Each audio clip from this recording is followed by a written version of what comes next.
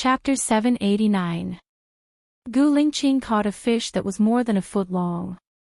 "Wow, this fish is delicious," Bai Ye exclaimed. Gu Lingqing caught another perch more than a foot long. Bai Ye was pleasantly surprised. Gu Lingqing caught 3 in total. Seeing this, Benny and his friends walked over. Gu Lingqing dismantled the trap. Benny's friend whispered something to Benny. Benny walked over and said, "You're still fishing tomorrow, right?" Bai Ye looked at Gu Lingqing. "We're fishing tomorrow," Gu Lingqing answered. "Then give us these fish. We have a lot of people, so we can finish them," Benny said. "We're going to fish from the sea tomorrow, so we still need these freshwater fish." "I'm sorry," Gu Lingqing refused. Benny was speechless. "Why are you so stingy? These fish are from the lake, and you're not even willing to give them to us." "It's not like we're asking for your money," Benny's friend said. Gu Lingqing ignored him and carried the box to the car. "Bai Ye, you're not a good boyfriend. You don't know how to behave," Benny provoked. Before, Bai Ye wasn't angry. She didn't want to reject them when they asked for something, so she just let them take it. However, provoking them was a bit too much. "Then do you know how to behave?" Bai Ye's face turned cold and she asked back. Benny paused. "What do you mean?" Benny's friend said angrily. "He asked us for things again and again, and scolded us if we didn't give it to him. He's protecting my things. Why doesn't he know how to behave? Does he have to give it to you?" Bai Ye said coldly. "Yo, you be *tch. We gave you some face, but you really think you're a son of a b *tch. We're taking these fish. I advise you to leave the fish, or else you'll have bones to eat today," Benny's friend said bossily. Gu Lingqing saw them bullying Bai Ye, so she immediately went over and protected Bai Ye behind her. "Do you think it's useful to have a man? There are 8 of us here. Since we like your fish, we will give you face. Leave the fish and get lost," Benny's friend said. "Benny, your friend is this kind of person. Can't you tell the good from the bad?" Bai Ye said sternly. Benny also felt that it was too much. "Forget it, we can catch the fish ourselves." "I want this fish today," Benny's friend said, looking at Benny's other friends. Some of his friends rolled up their sleeves, while others took out iron rods from their cars. "Gu Lingqing, let's go." Bai Ye was worried about Gu Lingqing. "Xiaoye, wait for me in the car," said Gu Lingqing. "But you, Ting Hua, I'll be fine." Gu Lingqing promised, his sharp gaze sweeping across them. Bai Ye wanted to get a weapon from the car to help Gu Lingqing, so she walked towards the car. The man with the iron rod hit Gu Lingqing. Gu Lingqing dashed forward and hit the man's armpit. The man retreated a few meters and knelt on the ground. The others saw that their friend was hit, so they joined in. In just 5 minutes, everyone was on the ground, except for Benny, who hadn't made a move. Bai Ye wanted to help, but it seemed that she didn't need to do anything. When they were on the sea, she could feel that he was very good. There were more than 10 of them, and they were all good at swimming, but they couldn't beat him, let alone on land. But she didn't expect that he was so good behind him. In an instant, he had beaten the other party. Benny's face was pale, and the corner of his mouth twitched. "We're all friends. Benny, you'll be marked by the company you keep. You study psychology too. You know what kind of person they are, and what kind of consequences they will bring you. You're on your own," said Bai Ye. She turned around and left with Gu Lingqing. The sky was already dark. After the fight just now, their emotions were still agitated, and neither of them spoke. Half an hour later, Bai Ye spoke first. "I'm sorry. It's not your fault. Those people appeared suddenly. There are many accidents in life, and we can't control them. What we can do is to stay together and overcome all difficulties together, Gu Lingqing said meaningfully. Bai Ye was an extremely smart person. She understood what he meant. Was it an accident that we separated? Yes, there was a bullet in the back of my head. You thought I would definitely die, said Gu Lingqing. His eyes darkened, and there was a faint mist in them. He didn't want to talk anymore. He looked at the front and pursed his lips. Bai Ye was also faintly sad. She skipped this heavy topic. Where are you taking me? That place is a bit far. You sleep for a while. I'll wake you up when we get there, said Gu Lingqing. Okay. Bai Ye put down the chair and closed her eyes. Gu Lingqing stopped the car and rearranged the things. He put down all the chairs at the back and made a bed. You sleep at the back. It'll be more comfortable. Remember to cover yourself with a blanket, said Gu Lingqing. Okay. Bai Ye lay down at the back. Gu Lingqing covered Bai Ye with a blanket. He drove and made the window smaller.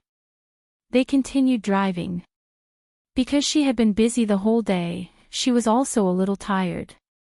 She closed her eyes and fell asleep soon. Gu Lingqing drove for 5 hours. It was almost 12:00 when they reached the destination. It was too late. He didn't make the tent. He put the luggage on the passenger seat. Bai Ye opened her eyes. Are we there? Yeah, we'll make do for today. We'll sleep in the car, said Gu Lingqing. Okay. Bai Ye closed her eyes and continued to sleep in a daze. The next day, she heard birds chirping. When she opened her eyes, the sky was just getting brighter. Gu Lingqing was sleeping beside her. He slept late last night. She didn't wake him up and let him continue sleeping. When she opened the back door, she was stunned by what she saw. They drove to the top of the mountain. At first glance, there was a huge sea. In front of the sea was a green book. Above the green trees was mist. This scene was like a fairyland. It was too beautiful. It was so beautiful that her eyes were wet. Gu Lingqing got up and sat beside her. He said in a hoarse voice, "Morning. I'm sorry I woke you up. Sleep a little more." It's still early, said Bai Ye. Gu Lingqing looked at the time on his watch. It's okay. This bit of time is enough. How did you find this place? It's so beautiful. It's 100 times more beautiful than the previous place. Compared to this place, the previous place could only be considered a leisure place, said Bai Ye. A long time ago, when I was on a mission, I stopped here for a short while. I felt that this place is very beautiful. When the sun comes out later, you can see the colorful red in the mist below, said Gu Lingqing as he got out of the car. Chapter 790. Gu Lingqing put the tent under the shade of a tree and built a stone stove with stones. Bai Ye went over to help inside. The only flaw is that there is no lake. Gu Lingqing smiled. Do you see the beach over there? If we have time, we can climb down there. It will take us about 2 hours, but we have to leave in the afternoon. So, we can go there on our next vacation. Yeah, it's so beautiful here. It's enjoyable to rest in such an environment. You rest for a while. I'll call you when I'm done with breakfast, Gu Lingqing said. I'm good at cooking. Do you have any noodles? There's still some left. Let's just have breakfast and have a good lunch. Then, we'll go back. Bai Ye let Gu Lingqing do the cleaning when she was doing breakfast. She went to find some wood and branches. She sharpened the top of the branches and washed them with water. The sun rose. She put down her work and walked to the side. The sky was red at first. The sun shone through the clouds. White light could be seen clearly. It seemed to be very close.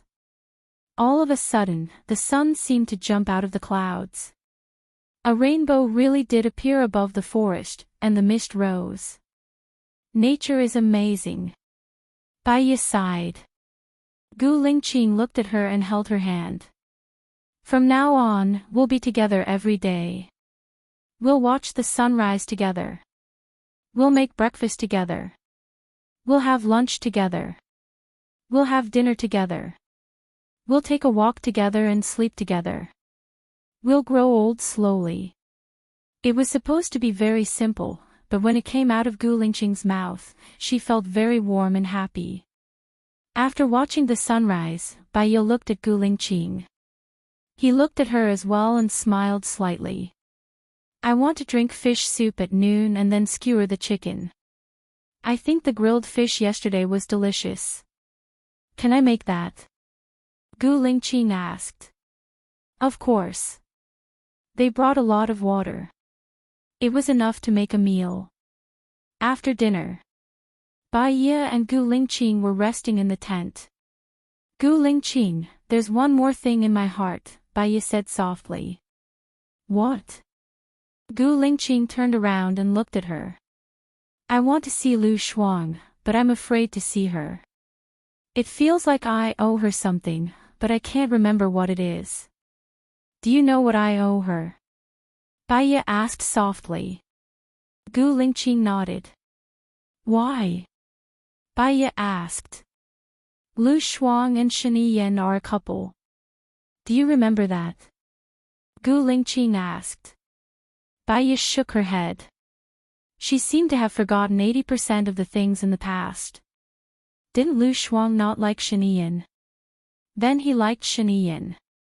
You helped him get rid of Sheng Dongcheng and Zhuchuani. Shani Yan could have been the president, but because of Lu Shuang, he failed. Buhua became the president. You told Buhua to let Shani Yan go after a year and let him reunite with Lu Shuang, Gu Lingqing explained. Has Shani Yan been let go? Baiya asked curiously. No. Is it because it hasn't been a year? Gu Lingqing was silent and didn't say anything. Baiya looked at Gu Lingqing. It's been more than a year. It's just that he hasn't been let go for some reason. If he hasn't been let go for a year, then he won't be let go in the future. Buhua was worried that Shani Yan would cause a bloodbath if he went out. Plus, you weren't here, so, Baiya closed her eyes. Actually, she knew that politics was just that cruel. There was an idiom about enduring hardships. After King Gojian was captured by King Wu, he lay on a haystack and suffered. He told himself that his life was tough and that he had to be patient and not forget about his current life. He was King Wu's groom and kept a low profile. He didn't resist at all. After King Wu let him go, he destroyed Wu country. Hence, he didn't let go because he was afraid.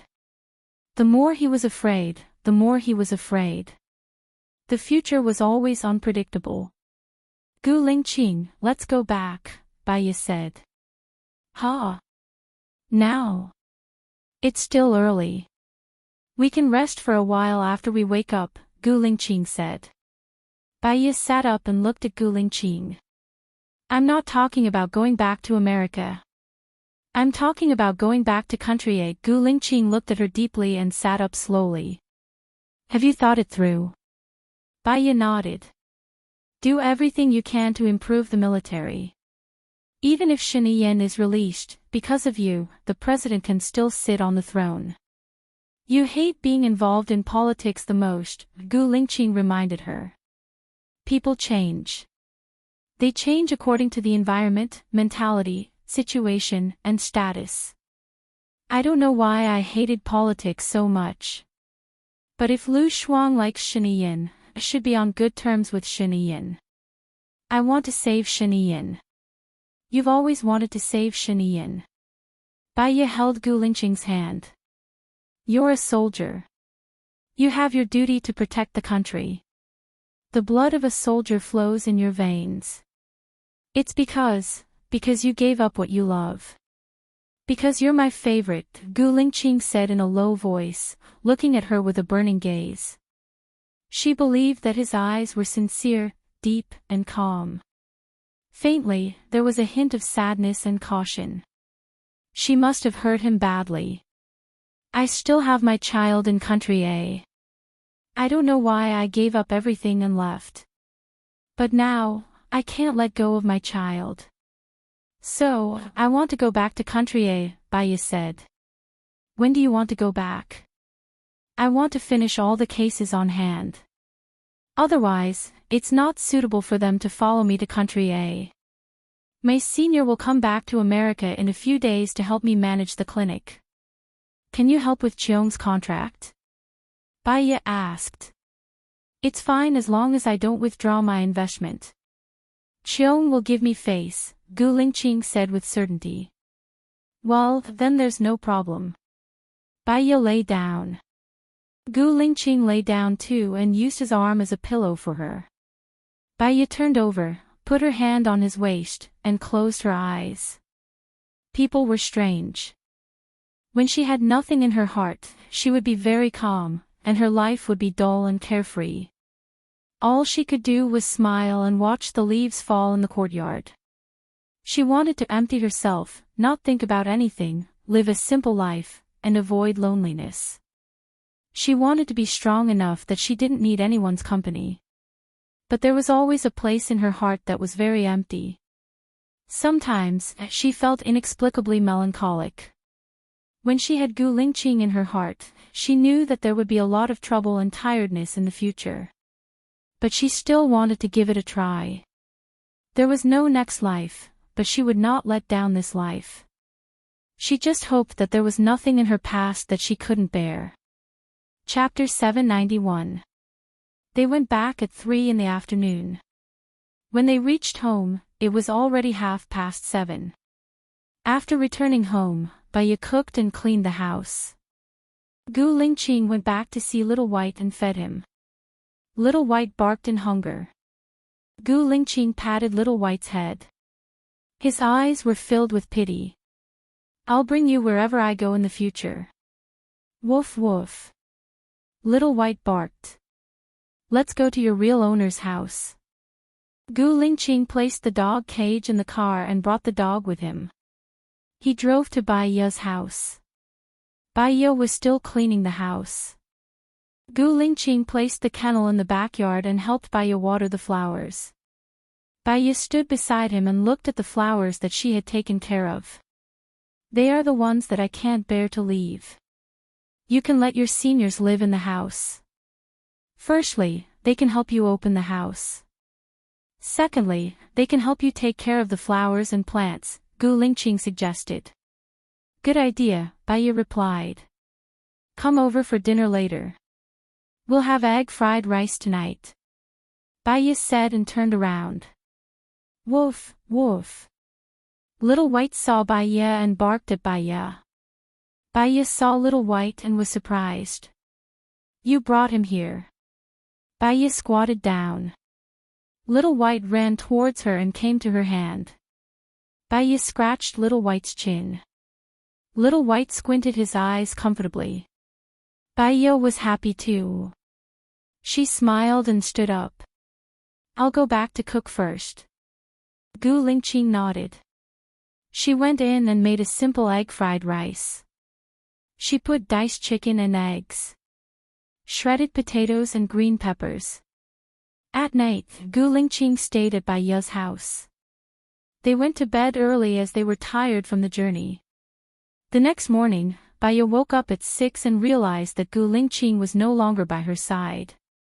She woke up early, but Gu Lingqing was even earlier than her. She opened the window and saw Gu Lingqing practicing boxing in the backyard. She smiled. After brushing her teeth and washing up, she changed into casual sportswear and ran to him in the backyard. When a martial artist was training, even the person closest to him shouldn't stand behind him. It was muscle memory, and he might be accidentally injured. She had to stand in front of him and learn from his moves. And learn from him. Gu Lingqing looked at her well-behaved manner and raised a faint smile. His movements were firm, and his eyes were gentle. He made a move and stopped. Baiya imitated his moves and stopped moving. Gu Lingqing held her hand and corrected her posture. The temperature of his palms was very high. Due to long-term training in martial arts and holding a gun, his palms had calluses. When he held her hand, she could feel the roughness. But it was precisely this kind of man that made people feel very safe and warm in their hearts. She was a smart person and had a strong ability to understand. She could do it right after he taught her once. Gu Lingqing touched her nose and said lovingly, "Smart." "Continue," Baiya said, and continued to learn. It has been 2 hours since a set of Wing Chun boxing was finished. Baiya was sweating. "I'm going to take a shower first. I'll come back tonight and continue." "Okay." Gu Lingqing nodded. As soon as she walked into the living room, she heard her phone ringing. She picked up her phone and found that Shen had called her 3 times. She was practicing martial arts in the backyard, so she didn't hear it. She answered the phone. "Baiya, can you come to the police station in the morning?" Shen asked. "I have a patient at 9 o'clock, so I have to arrive at 10:30. You'd better remember my schedule in the future." Baiya reminded him. "We found a very important piece of information, but we can't be sure if it's the murderer." Shen explained. "You don't have to call me so early if it's something important or urgent. I won't change my schedule unless it's urgent. Do you understand?" "See you at 10:30, Baiya said and hung up. She looked at the time. It was already 8:25. She had to take a shower quickly and buy some bread on the way to the clinic. Otherwise, she would be late. She walked into the bathroom, took a shower, and saw the steamed buns on the table. She was surprised. "Where did you buy this?" "There are also shops opened by people from country A," Gu Lingqing explained. "You can have a simple meal. It will only take 10 minutes for me to take you to the clinic. You still have 10 minutes for breakfast. You won't be late." "Did you buy it nearby?" "Why didn't I find such a shop?" Baiya said in surprise. She went to the kitchen and poured some vinegar. "No, it's a little far. It takes about 20 minutes to get there." "So?" Baiya was even more curious. "You went there by rocket." Gu Lingqing was amused by her. "I bought it at 5:30 and left it on the table. You woke up late, so I didn't wake you. When you went to take a shower just now, you found it cold, so I went to heat it up." "Ah." Baiya understood. She was in a hurry to practice martial arts with him, so she didn't notice the steamed buns and tofu pudding on the table. She answered the phone just now and was in a hurry to take a shower, so she still didn't see the steamed buns. Previously, when she was researching the brain's heaviness, she discovered that when one's attention was focused on one place, everything else around them would be ignored. Everything would be frozen on the computer screen like a photo, but the only thing that could be remembered was what they saw when they were focused on it at that time. At this time, hypnosis is to let the subconscious enter the frozen image. The information may be vague, but it can find some images that we can't remember. So, she was like this just now. There were steamed buns in her sight, but because she was focused on other things, the steamed buns were ignored. She quickly finished her breakfast, and Gu Lingqing sent her to the clinic. "In the future, when we wake up in the morning, the first thing we do is eat breakfast. Otherwise, eating too fast is not good for the stomach," Gu Lingqing said. "Yes, it takes 28 days to form a habit. When I go back, I need to make a new plan. I want to practice martial arts, and I want to continue taking care of flowers and plants. I'll go to your military base and be in charge of psychology. I'll take care of our child." "That's good."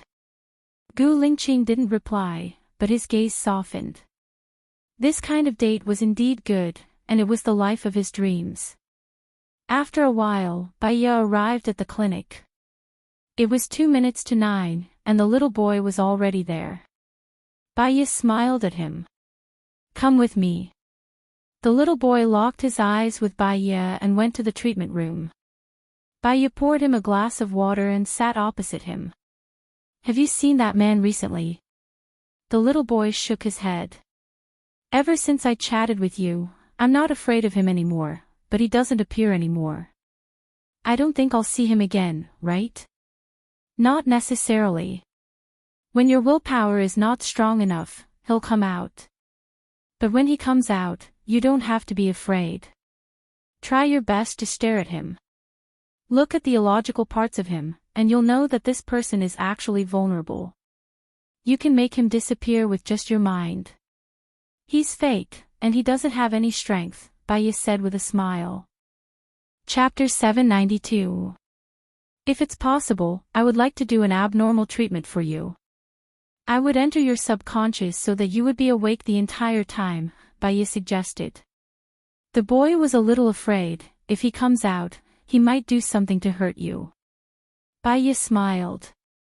This person is a figment of your imagination. You can defeat him, and you can protect me. I believe in you. The boy nodded. He nervously drank all the alcohol in the glass. Baya poured him another glass of water and mixed the medicine. She passed it to him. Drink it all in one gulp. The boy listened and drank it all. He looked at Baya worriedly. Baya sat opposite him, tapping her fingers on the table and looking at him quietly. The boy ate the medicine and was a little sleepy. He closed his eyes. Galen, tell me, what do you see? Baya guided him. A house, a 2-story building. It's really scary and desolate. There's a dead tree at the door with a crow on it. There are dark clouds above the house. It's so dark that it looks like it's going to press down, Galen said. Open the door and see what's inside. Baya said. Galen's entire body was trembling. Baya held his hand. Don't be afraid, I will be here. No one will hurt you. Galen calmed down. Baya didn't let go. What do you see? It's dark, really dark. I can't see anything, I can't see anything. Close your eyes and look with your heart. I see that woman. She's lying on the bed. She asked me to wear her dress. I want to kill her. Galen said viciously. He opened his eyes and looked at Baya with a murderous aura. He hollered, what do you want? You want to kill me. Baya was shocked. She let go and looked at Galen suspiciously. Her eyes met his fierce gaze. It's not that I'm going to kill you. You're the one who's going to harm him again. If you show up again, he'll be done for. After that, don't come here to see me. Go to the prison, Baya said. As long as you don't harm us, nothing will happen to us. Women are all despicable things that say one thing and mean another. I'm going to kill you. Garen charged forward. Although he was only 14 years old, his body was as strong as an adult man. Baya was no match for him at all. Baya smiled. Can you kill him? Look at where you are. This is heaven. All sins will be destroyed. Don't harm Garen. Hurry up and leave. In the future, he can still go to heaven. If you stay by his side, you will only drag him to hell. Those who have done such things will all be in hell. Your stepmother. What nonsense are you spouting? This is not heaven. This is clearly your office, and you still want to lie to me. Galen said angrily. Galen, you've never trusted me. You've been defensive. You were afraid that I would find out that you killed your stepmother, Baya said straightforwardly. So, everyone who finds out will die, including you. If I die, do you think you can escape? If I die, you will be arrested because you killed me. Not only will you not live, but you will also live in fear before you die. The only one who can save you now is me, Baya said, staring at him sharply. I don't believe you. My treatment process here is recorded. Baya opened the pinhole camera installed on the sofa. Your every move has been recorded and uploaded. If you kill me, everyone will know that you did it. You won't be able to escape. However, as long as you leave Garen, he will be safe. Garen stared at Baya. Baya looked back at him calmly. I still don't believe you. You should believe me. After all, after I found out that you were a murderer, I didn't abandon you. Instead, I stayed here with you and helped you. If I wanted to harm you, you would be finished if you left now. Right, Galen? Baya said. Galen's gaze loosened a little. Galen, if you can't defeat evil, you can only be destroyed. The evil now isn't protecting you, but harming you. Galen stared at Baya. Think about it. Without evil, you can live like a normal child. With evil, you will soon become a prisoner, Baya guided. Galen looked at Baya in a daze. His eyes flickered intensely. You know what you should do. Do you see? This evil person is actually your evil thoughts. He is harming you and devouring you, Baya said. She watched as Galen fainted and lay on the sofa. She stared at Galen and said, when you hear the clapping, you can wake up. She clapped her hands. Galen opened his eyes and looked at Baya in a daze. Was that person me? What did you do to your stepmother? No. Tell me the truth. I'm helping you, Baya asked. My stepmother abused me. She made me wear a red dress and then let her play with me on the bed.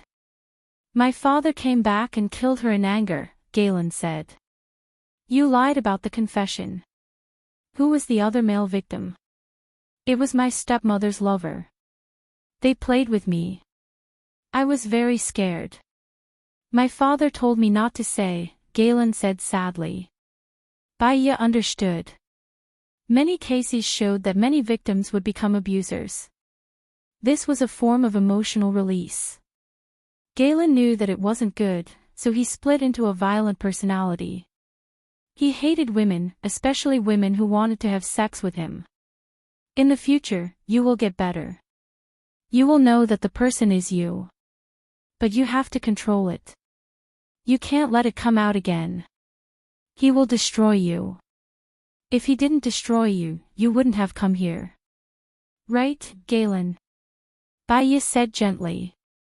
Galen nodded. If you feel bored, go out and play basketball. Do what you like. You will achieve your goals. That is the right way to go and you will find happiness. Can I come again next week? Galen asked in anticipation. My fees aren't low. Your mother found me to cure you. From this, you can see that she really loves you. Do you really want to hurt someone who loves you? You don't have to come here anymore.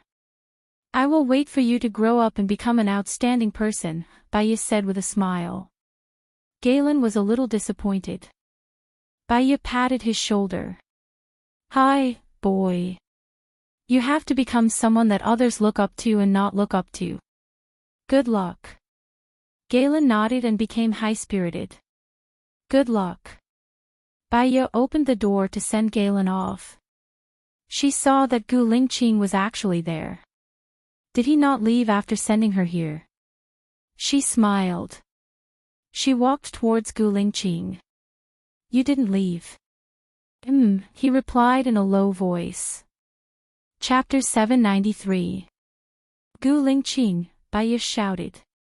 Yeah, Gu Lingqing replied. Baya smiled. I'll call Cheong now. Gu Lingqing looked at the time on his phone. That's good too. This way, we can eat with more peace of mind. Baya contacted Cheong and went to the police station. Shen called the others over and sent them the information. We found it. These girls went to XX Road together. This road leads to a remote beach. There's a large gap between the surveillance cameras on the road. AI Wei tracked the car of the last girl and realized that she passed some distance away from the person with the license plate number XXX01. We checked the car and found that the license plate was used. Hence, we suspect that there's something wrong with that person. That person is very cautious and is very familiar with XX Road. He knows where there are surveillance cameras and where there aren't. The girls he targeted have a few things in common. 1. They're all young. 2. They're all very pretty. 3. They don't have many friends. 4. They're materialistic. 5. They're rebellious. 6. They're too ambitious, Baya analyzed. So, Baya, what do you think we should do next? Shen asked. Since we know which road he's been on, it'll be easy. We can find a pretty girl to lure the criminal, Howard suggested. Rui looked at Baya. You're the only girl here.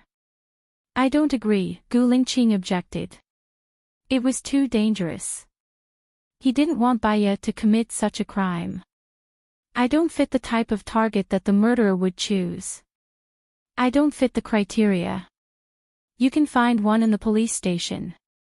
I've told you the conditions, Baya said rationally. All right, I'll look for one first. Then, I'll lure the murderer. After that, we'll need your help, Baya. Maybe it'll be during your working hours, Shen said. Baya nodded. She had already treated all the patients in her clinic. She wouldn't be accepting any patients anymore. There should be time in the future. She would also leave after helping Cheong with the cases on hand. It was only 11 p.m. when they left the police station. Where are we going to eat? Asked Baya. I remember you have a seafood restaurant. It tastes good. I have taken my friends there several times. They have become regulars there. Gu Lingqing said, holding Baya's hand. After I leave, I still can't bear to part with this shop. When the time comes, I'll leave it to my senior to manage. If you like seafood, we can open a few after we go back. I'll find someone to take care of it. You can eat whatever you want. Just ask them to fly the freshest seafood over. I can still do that.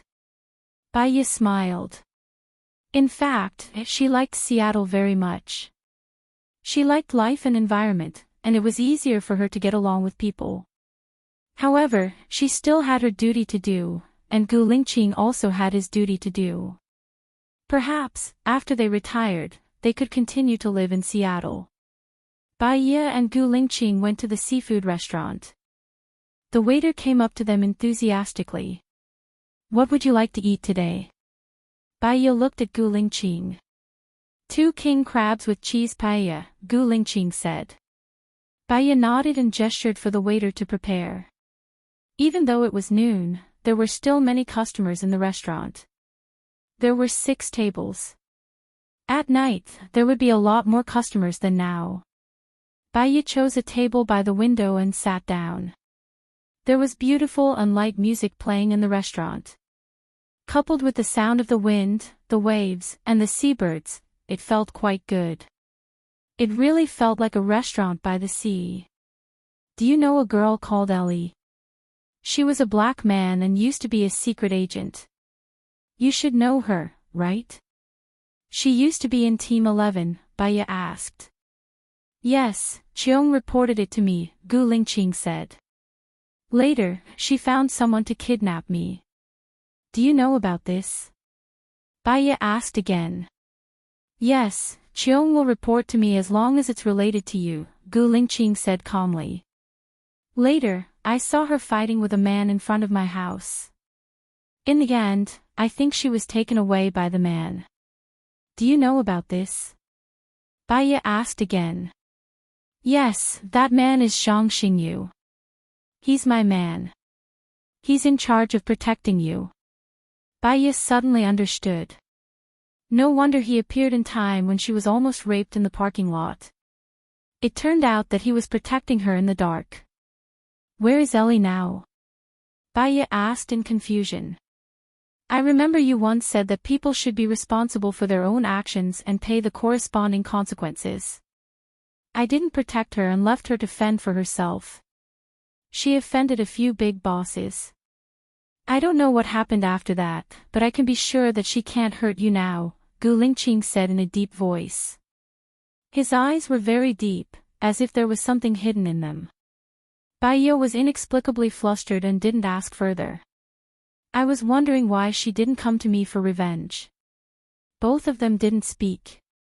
The atmosphere was a little strange and awkward. I was wondering why she didn't come to me for revenge. Bai Ye drank a mouthful of water.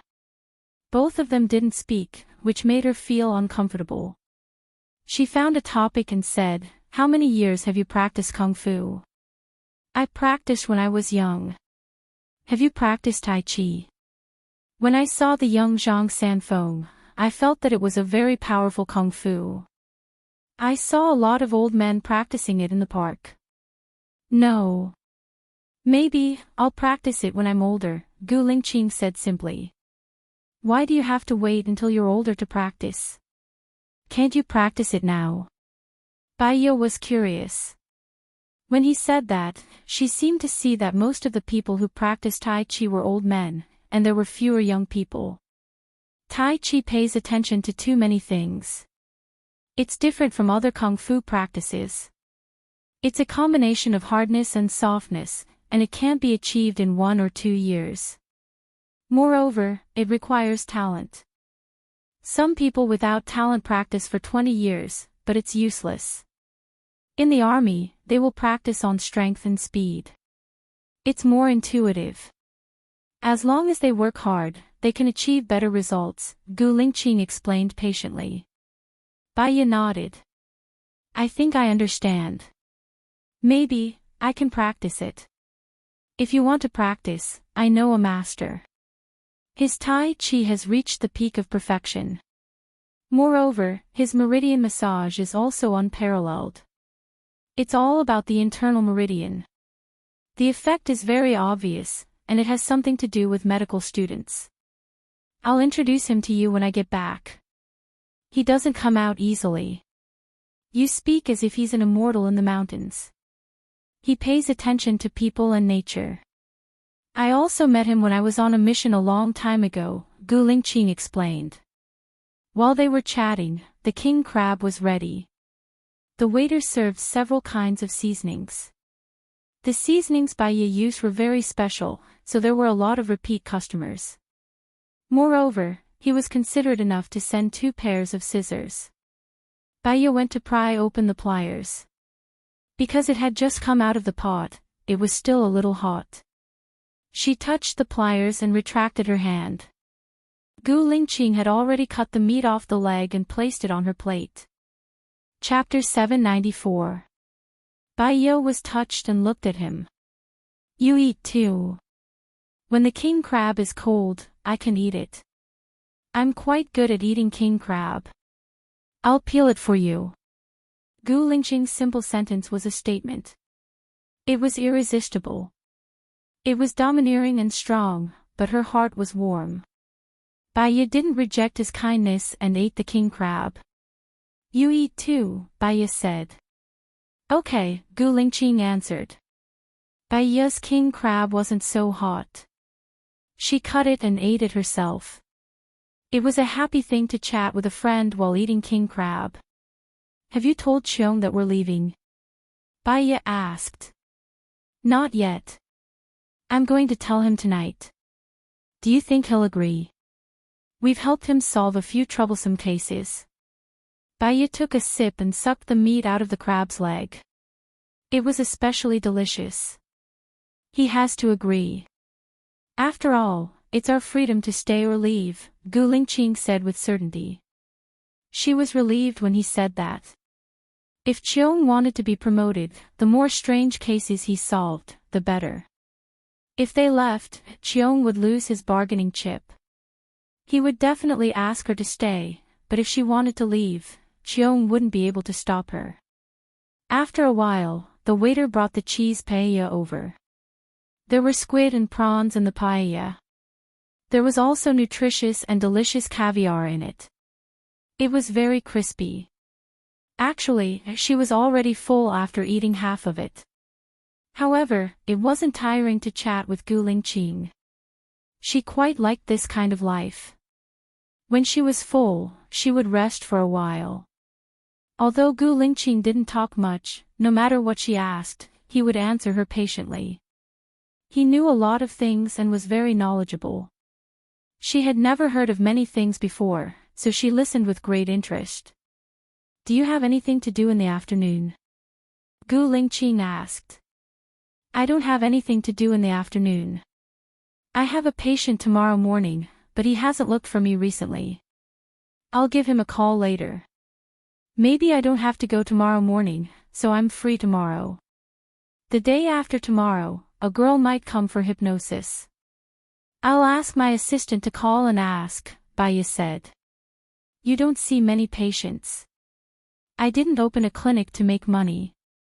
I just don't want to be too bored. After all, this is my main profession. I don't want to waste it, nor do I want to work too hard. When we go back, I will arrange the corresponding work for you. The intensity will not be high. If you are tired, tell me and I will help you adjust," Gu Lingqing said. Let's support each other and improve together." Baya finished the crab feet and started to eat the middle part. "You don't seem to have eaten much. You should eat more." Baya's phone rang. Seeing that it was Shen, she picked it up. "Baya, we've chosen a girl. Come over and take a look. See if she is suitable." Baya felt that they were too dependent on her. "Shen, I'll leave soon. You have to judge for yourselves. I can't be here all the time." "What do you mean? You'll leave soon. Where are you going?" Shen was shocked. "Back to my country," Baya said directly. Shen was stunned. "Does Cheong know about this?" Baya glanced at Gu Lingqing. "I don't know yet, but I'll know soon. I won't be coming over. Send me the video of the girl later. I'll have a look." "Oh, okay." Shen hung up. "I'll tell Cheong after dinner," Gu Lingqing said. "Tell her. You're going to leave anyway. It's good to let them prepare in advance." Baya took a deep breath. She was too full. She lay on the sofa and tapped the table with her fingers. "Oh, didn't you say that you have some problems in your heart? Do you want to tell me now?" "My problems are because of you. Since you're by my side, I naturally don't have any problems," Gu Lingqing said faintly, the corners of her lips curling up slightly. "You're lying. You look a little uncomfortable. You're trying to hide it. You're smiling because you're uncomfortable. Don't you want to tell me?" Baya asked again. Gu Lingqing nodded. "Maybe. Xiaoya, I don't want to tell you yet. Can you give me some time? I don't want to tell you not because I want to hide it from you. I just don't want you to be troubled with me. But soon, I'll be able to solve all the problems." Baya looked at him. His eyes were deep, firm and distant. He was calm and reserved. It was hard to tell from his face, but it was also convincing. "I'll give you a year. If you don't tell me after a year, I'll be angry. After that, I won't talk to you anymore," Baya said. "Okay, let's make a deal. I'll tell you before November next year." After the meal, they went home together. Xiao Bai heard the sound of the car from afar. He was exchanging in the backyard. Baya took the dog food to the backyard. Xiao Bai stuck out his tongue, wagged his tail and ran back happily. Baya fed him the food. Xiao Bai lowered his head and ate. "Are you tired? If you're tired, take a nap," Gu Lingqing stood behind her and said. "I didn't have the habit of taking a nap in the afternoon," Baya said. She looked at him and smiled. "You can change your habits. If you have time to take a nap in the afternoon, you'll be especially energetic in the afternoon. It's also good for your body. It can let your muscles and bones rest. Rest for a while. I've already lit the incense for you, Gu Lingqing said. Bai took a deep breath and entered the house. The room was filled with her favorite smell and her favorite music. Listening to it made her feel at peace. It was as if she was standing in the center of the universe. She went back to her room to sleep. Gu Lingqing just sat at the head of her bed. Bai didn't understand and asked, "Aren't you going to sleep?" "You sleep. I'll watch you sleep," Gu Lingqing said softly. Bai closed her eyes and soon fell asleep.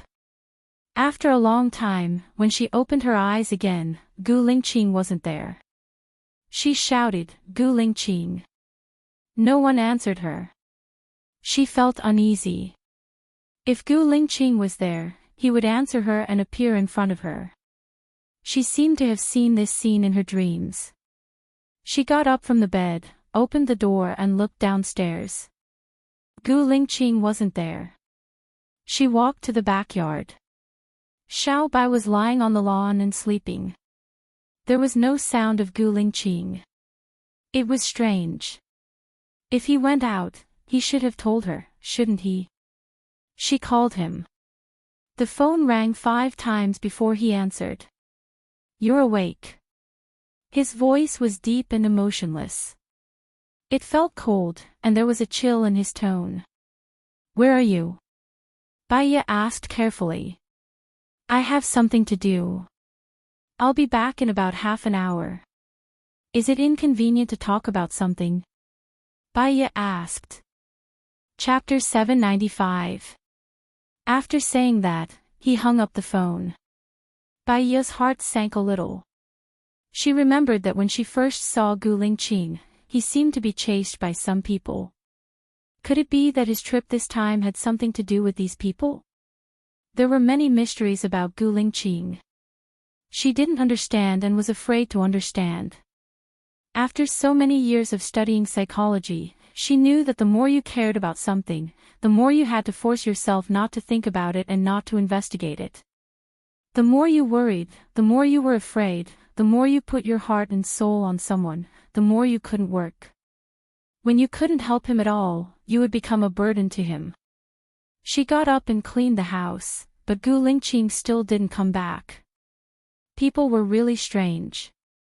She told Alan that if you found a person, this person could make you worry about him and make you unable to let go, then you found the right person. However, when you really met such a person, it was hard to calm your heart.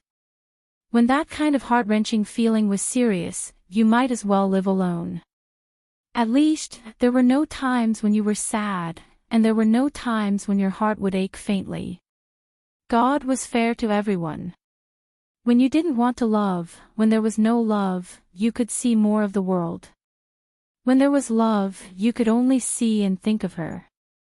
She was afraid that she would feel uncomfortable and call him, so she turned off her phone. She left her phone at home and went out with an umbrella. She went to the park for a walk, walked to the lake, bought a bag of fish food, and fed the fish. After a while, many goldfish came. They fought for food. There were more and more fish. Bai raised a smile, simple and happy. "Patron Bai," someone shouted. Bai turned around in surprise. It was a man in a monk's robe, with very white skin and a sincere smile on his face. His skin was very white, and he was handsome and kind. He made her feel very comfortable. He called her Patron Bai, so he should be someone who knew her. Unfortunately, she really forgot a lot. "Hello," Bai said with a smile. The ancient mage's smile became even brighter. "It seems that you have thought it through and are no longer obsessed." Bai's heart ached faintly. "I didn't figure it out. I just forgot a lot of things that I couldn't figure out." Grandmaster Gufa was very calm. "Do you regret it?" Bai shook her head. "I think that at that time, I must have been at a stage where I couldn't take it anymore." She forgot everything, so in exchange for the peace I have now, my state of mind changes according to the environment. Even a usually docile rabbit would reveal its ferocious side and bite people in a bad environment. My state of mind during that period of time should have collapsed. So, I don't regret my choice at that time. It's just a process. You've undergone nirvana, Master Gufa said happily. Benefactor, you're the last person I've seen with the root of wisdom. You don't have to come and recruit me.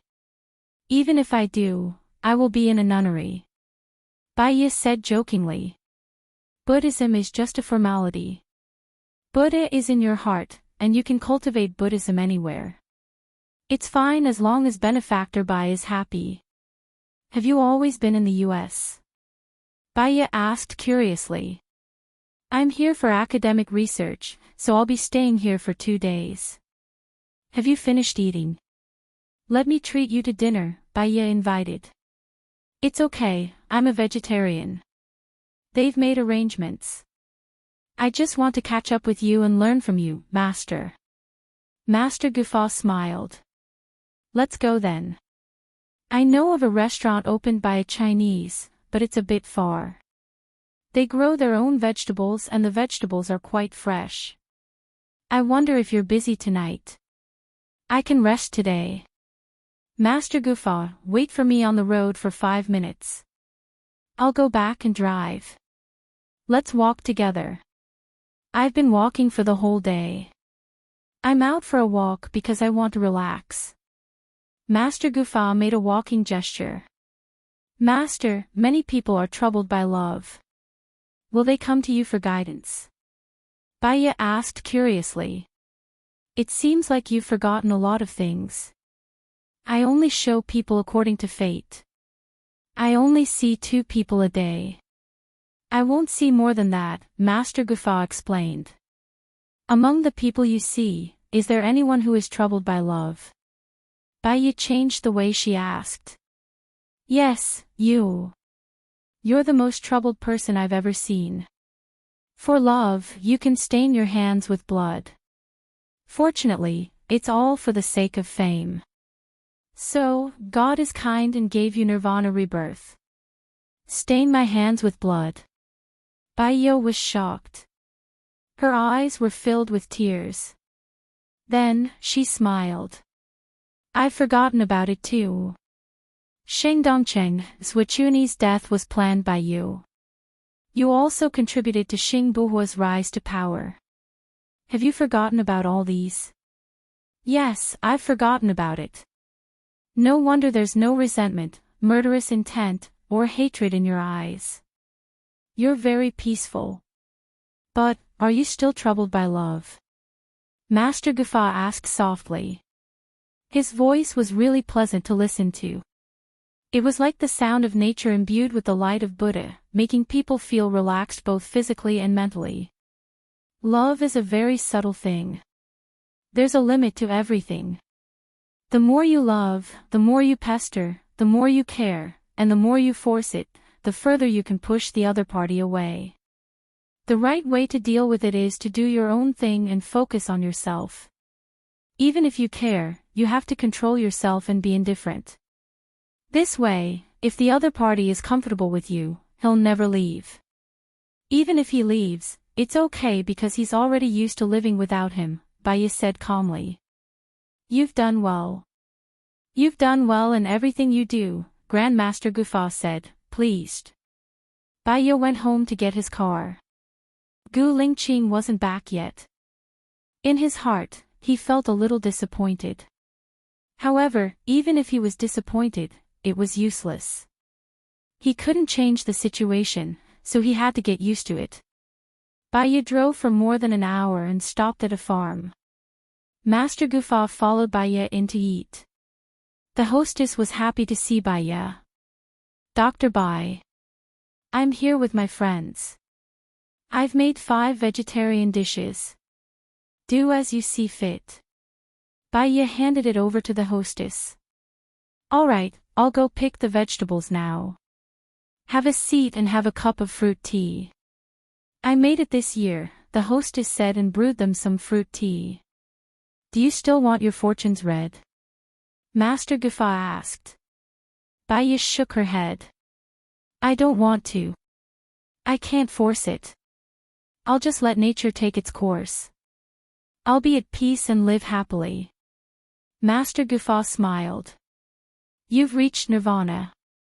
You're more enlightened than me. When you leave, bring some watermelons with you. They grow their own watermelons and they're really sweet. However, the watermelons now are too late. Next month, we'll only know about the watermelons in the greenhouse, Baya explained. She saw a familiar figure from the corner of her eyes and she turned to look. Gu Lingqing stood at the door and looked at her with a burning gaze. Chapter 796. Baya had a sour feeling in his heart, but he did not show it. He smiled and asked, Why are you here? Gu Lingqing walked towards Baya. I've told you that my people have been protecting you. So, I know where you've been and what you've been doing. Baya's heart sank. He felt annoyed as if he was being watched. Don't get anyone to follow me anymore. It makes me uncomfortable. I'm worried that something might happen to you. Gu Lingqing did not agree. Baya chuckled. Nothing will happen. If something happens, then it's fate. It doesn't matter. I care. Gu Lingqing stopped the topic with these three simple words and looked at Master Gufa. Master Gufa stood up with great self-restraint, nodded slightly to Gu Lingqing, and said, Almsgiver Gu, long time no see. Gu Lingqing also nodded at Master Gufa. Long time no see. The food here is delicious. Come and sit with us, Baya said to Gu Lingqing. Gu Lingqing did not say anything. He sat next to Baya and picked up Baya's cup of tea. Master Gufa looked at Gu Lingqing and frowned. Baya noticed his expression and asked, What's wrong? Master Gufa smiled and shook his head. He did not want to say more. The three of them did not say anything. The atmosphere was tense. Baya took a deep breath. Suddenly, he did not have anything to say. He smiled and asked Master Gufa, Can I go when you're discussing Buddhist scriptures tomorrow? I think it'll be interesting. Gu Lingqing looked at Baya. Baya noticed his gaze but pretended not to see it. Of course, Master Gufa said. Can you give me an address in time? I'll give you my phone number. You can contact me when the time comes, Master Gufan said. Baya smiled happily and took out his phone. Looks like today is a very lucky day for me to be able to get the master's phone number. Grandmaster Gufa also smiled. I look forward to your arrival tomorrow. Gu Lingqing's face became darker and darker. He drank all the water in Baya's cup. The first dish that the hostess brought over was a green pumpkin vine. Master, please enjoy, Baya invited. Master Gufa took a bite. It's really fresh. The hostess quickly brought over the tomato eggs and said to Master Gufan, I know that you Buddhists believe that egg yolk is meat and egg white is vegetable. These eggs are all fried with egg white. Thank you, benefactor. Grandmaster Gufa expressed his gratitude. You're welcome. It's what I should do. The hostess left happily. Master, have you eaten meat before? Baya asked curiously. I haven't. I was abandoned at the entrance of the temple when I was still a baby. It was my master who saved me, Master Gufa said. Do you want to eat meat? Baya asked again. Master Gufa smiled. I don't want to. Vegetables are enough to fill my stomach. Why would I want anything else? I can focus on other things. Eating is just to maintain one's basic skills. In fact, eating less is good for the body. Have you been in love before? Baya asked again. No, Master Gufa said with a smile. Have you thought about being in love before? Baya asked. I don't want to. My life is already very fulfilling. It's so fulfilling that I don't need anything else. Great love is more precious than love. I need more love to love others. Grandmaster Ancient Spell said. Baya carefully thought about what Master Guffaw said. Great love is more precious than romantic love. Does she not have love? That's why she's worried about love. The hostess served the third dish, sweet potato leaves. This is a seasonal dish. It's only available now. After this season, it'll be very difficult to eat it, the hostess introduced. Okay, thank you. The hostess saw that another man had come. She was busy cooking and forgot to pour tea. She immediately prepared a cup for Gu Lingqing and a pot of fruit tea. Thank you, Baya said with a smile. The hostess was very happy too. She happily went to cook. During the meal, Baya and Master Guffaw were the only ones chatting. Gu Lingqing sat at the side. He didn't touch the food or say anything. He just drank a lot of fruit tea. After the meal, they were going back. Gu Lingqing stood up and walked out of the door. Baya looked at Gu Lingqing and felt uncomfortable. She thought that she didn't do anything wrong. However, Gu Lingqing gave her a gloomy look, which made her very annoyed. After walking out of the door, she said to Gu Lingqing kindly, I drove my own car here. I'll send Master Guffaw back later. Gu Lingqing gritted her teeth, turned her face away, got into her car, and drove away first. Baya sighed. She had guts. They felt like they were no longer in the same world. It was easy to fall in love, but difficult to get along. That was how it was. They would consume the love they had in the past in getting along until there was only mutual disgust, hatred, and annoyance left. In the end, they would go their separate ways and never see each other again. Perhaps it would be the same for her and Gu Lingqing. Her usual job was to guess people's minds. She just wanted to live a casual life and breathe freely. Giving up might be a way out. She didn't think about anything for the time being. She got into her car, and Master Guffaw sat next to her. He should be angry, Master Guffaw said.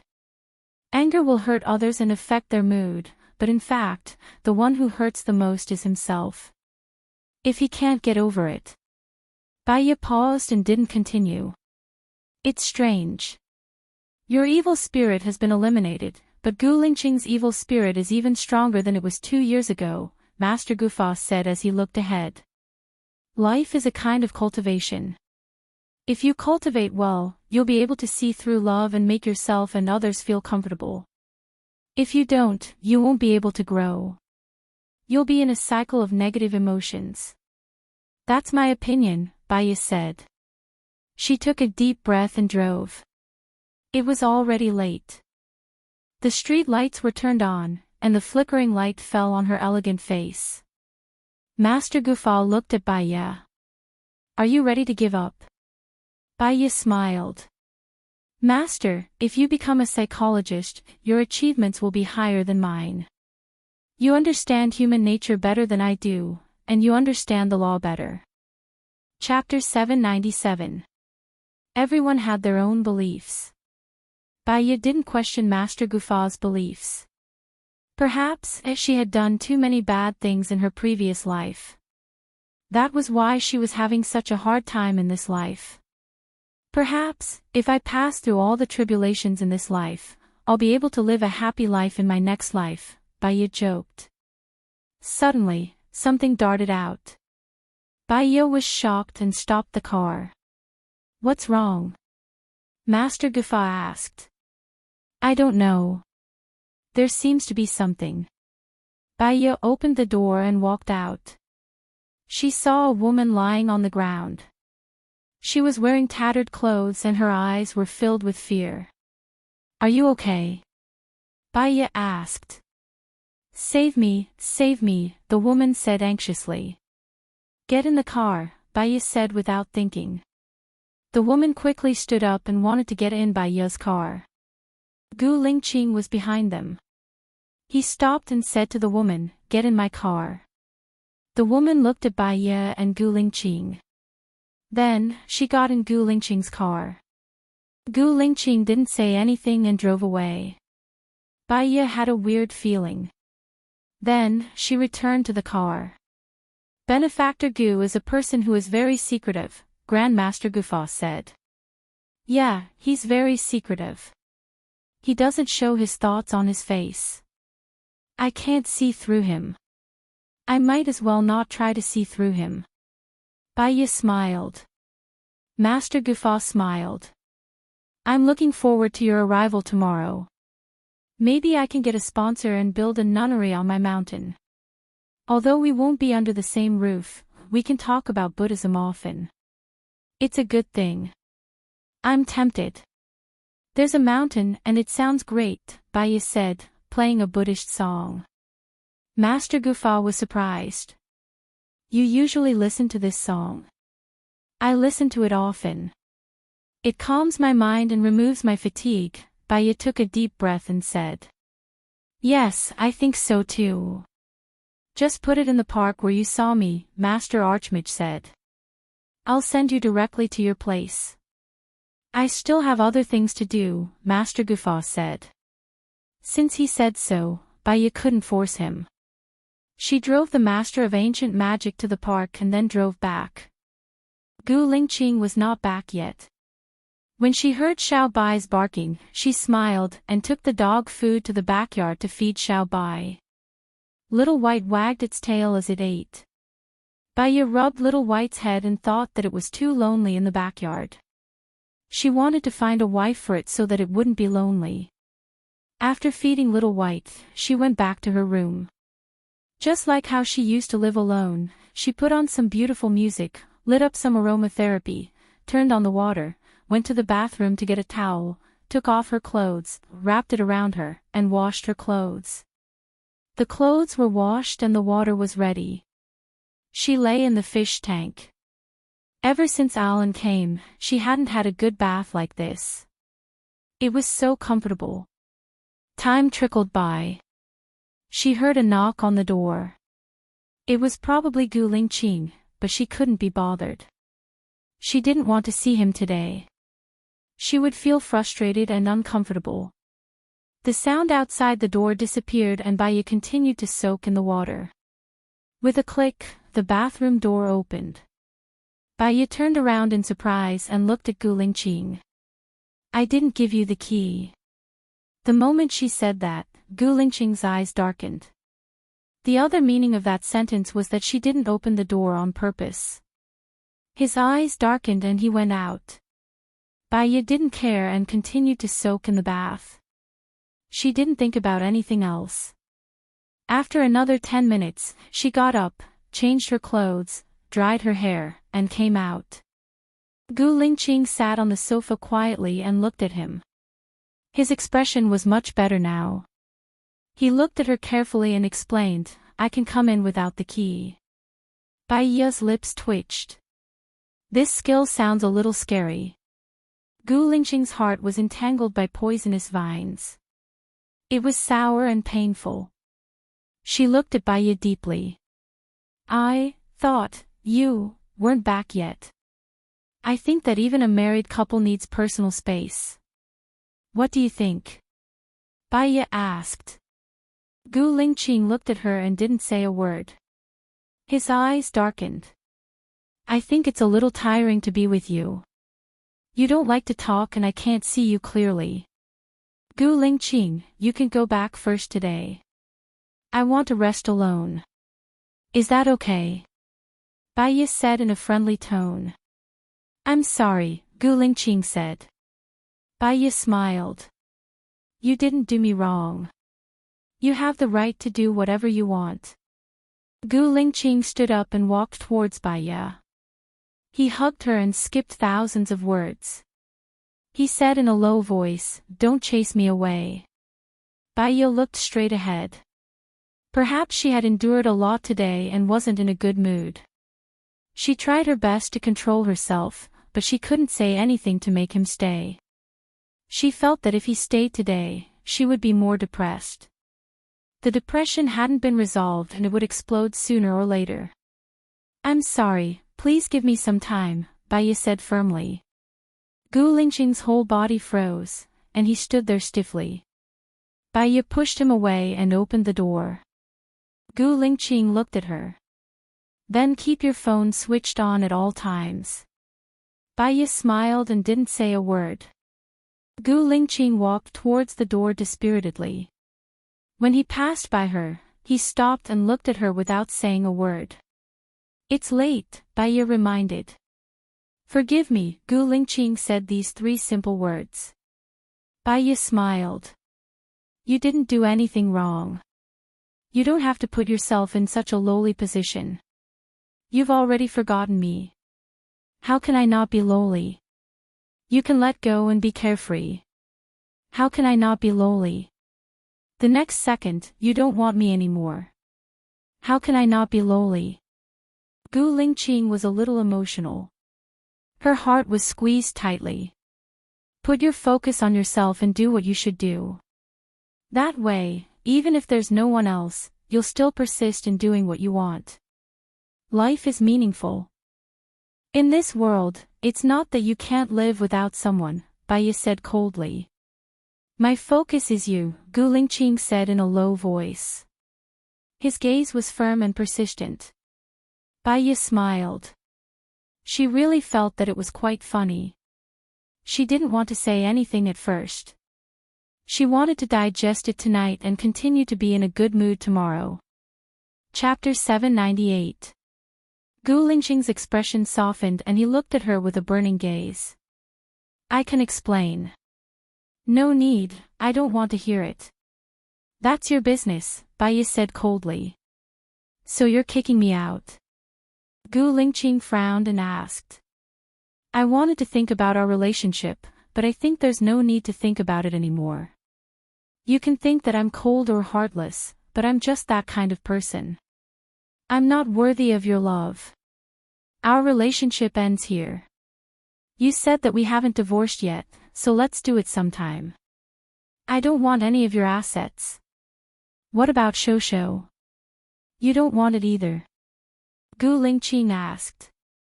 The child is yours too. I believe that you'll be a good father. Meeting will just increase the sadness of parting. If we don't meet, everyone will be at peace. Everyone can be at peace.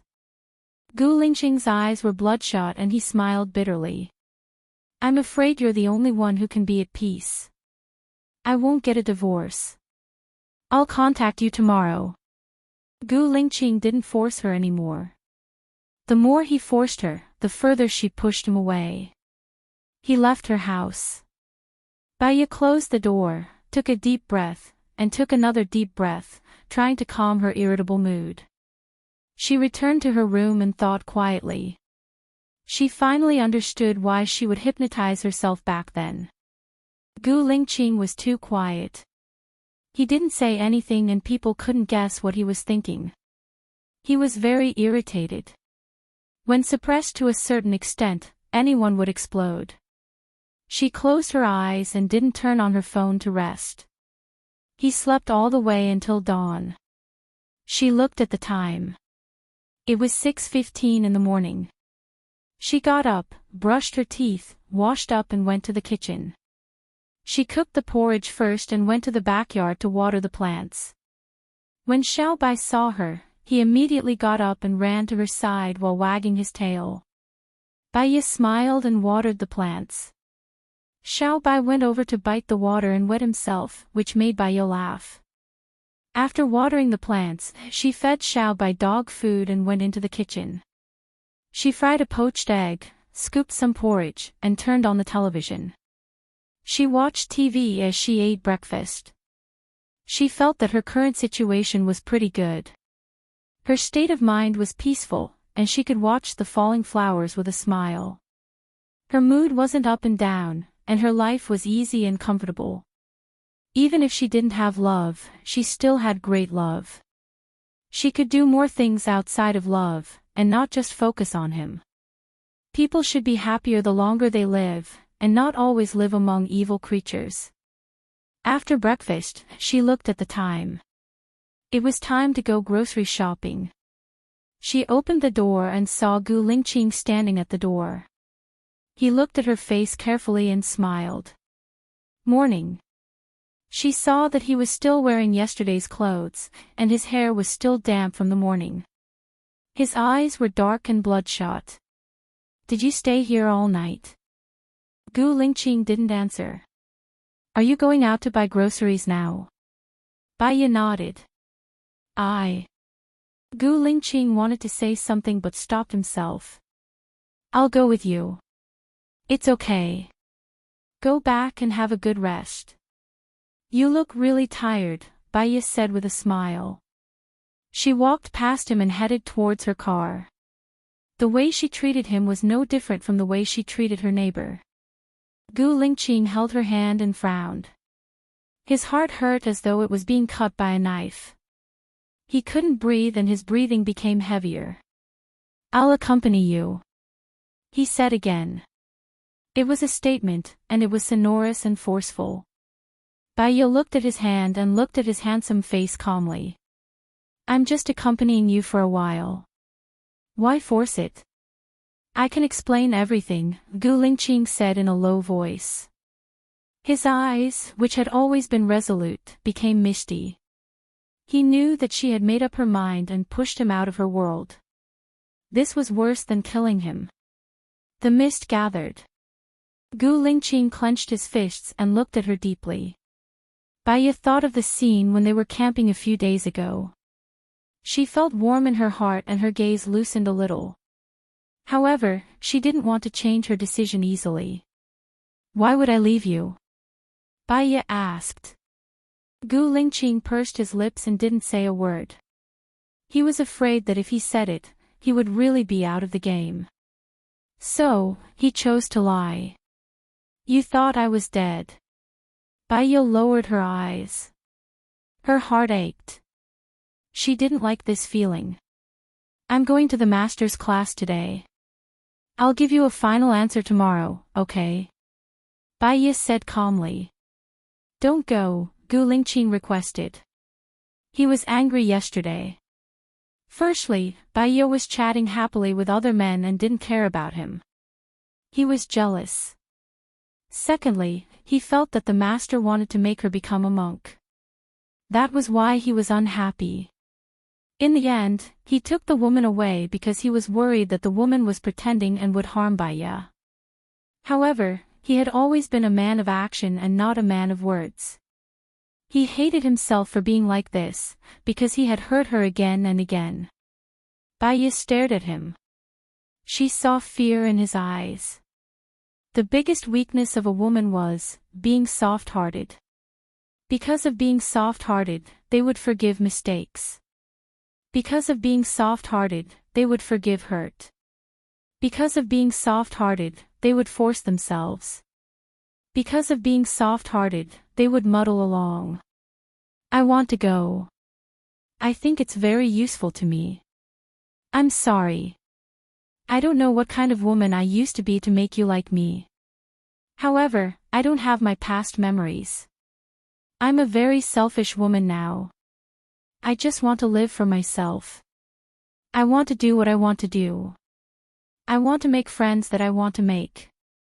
I want to follow my heart. Gu Lingqing let go of his hand and slumped his shoulders. Bai Ye walked past him and got into her car. She started the car and left. Gu Lingqing looked at her car sadly. Bai Ye looked at him in the rearview mirror. When she met his affectionate gaze, her heart suddenly ached. She stopped the car by the side of the road. She covered her heart to cushion the pain. Gu Lingqing saw her stop the car and ran over worriedly. He opened the car door and asked anxiously, "What's wrong? Are you feeling unwell?" Bai Ye looked at Gu Lingqing. She saw his concern, fear, and nervousness. "I'll send you to the hospital." Gu Lingqing hugged her waist and wanted to carry her. Bai Ye held his arm. "I'm fine. Are you really okay?" Gu Lingqing looked at her face in disbelief. "I'm fine, Bai said with certainty. Gu Lingqing let go of his hand. It's good that you're fine. I'll leave then, Bai said and went to close the door. If you're not feeling well, remember to tell me, Gu Lingqing reminded her. Bai replied casually. Gu Lingqing helped her close the door. Bai looked at him and drove away. When she came back after buying groceries, she saw Gu Lingqing still standing at the door of her house. He looked at her as she got out of the car. You didn't sleep last night. Aren't you tired? Bai asked. He knew that he would be eliminated soon. After being eliminated, he had not thought about his future life. He just wanted to see her when he could see her again. Chapter 799. His gaze made her feel sad and uncomfortable. However, since ancient times, it had always been easy to fall in love but difficult to get along. No matter how much a couple loved each other, they would forget how to love each other deeply. They would be burdened by daily necessities and the trivial matters of life. She had seen too much. Perhaps Bai had always been self-abased, timid, and fearful. Hence, when she encountered a problem, she would not face it but escape. She was that kind of person. You should go back and rest. Your health is the most important, Bai said gently. Gu Lingqing looked at her quietly. She did not say anything or move. She did not try to persuade her anymore. After putting the vegetables into the fridge, she called Zhang Luoyue's mother. Luoyue has been in a good state of mind recently. He's in the middle of composing. I'll call Dr. Bai if I need anything, Zhang Luoyue's mother said. Bai was relieved. Okay. She contacted Master Gufa and went to the hotel where he was having a talk. When she went out, Gu Lingqing was still there. She was a little annoyed. You're already in your 30s. Why are you still like a child? What's the use of you standing at my door? Gu Lingqing looked at her deeply. Her heart was sour and bitter. She was not good with words.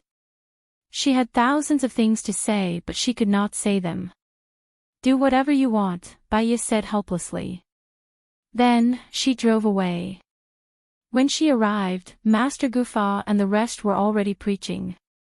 She heard the Reverend Gu Fa say, because of love there is sorrow, because of love there is fear, if separated from love, there is no sorrow nor fear, because of love there is resentment, because of love there is regret, if separated from love, there is no resentment nor regret, because of love there is sorrow, because of love there is pity, if separated from love, there is no sorrow nor pity, because of love there is pain, because of love there is fear, if separated from love, there is no pain nor fear.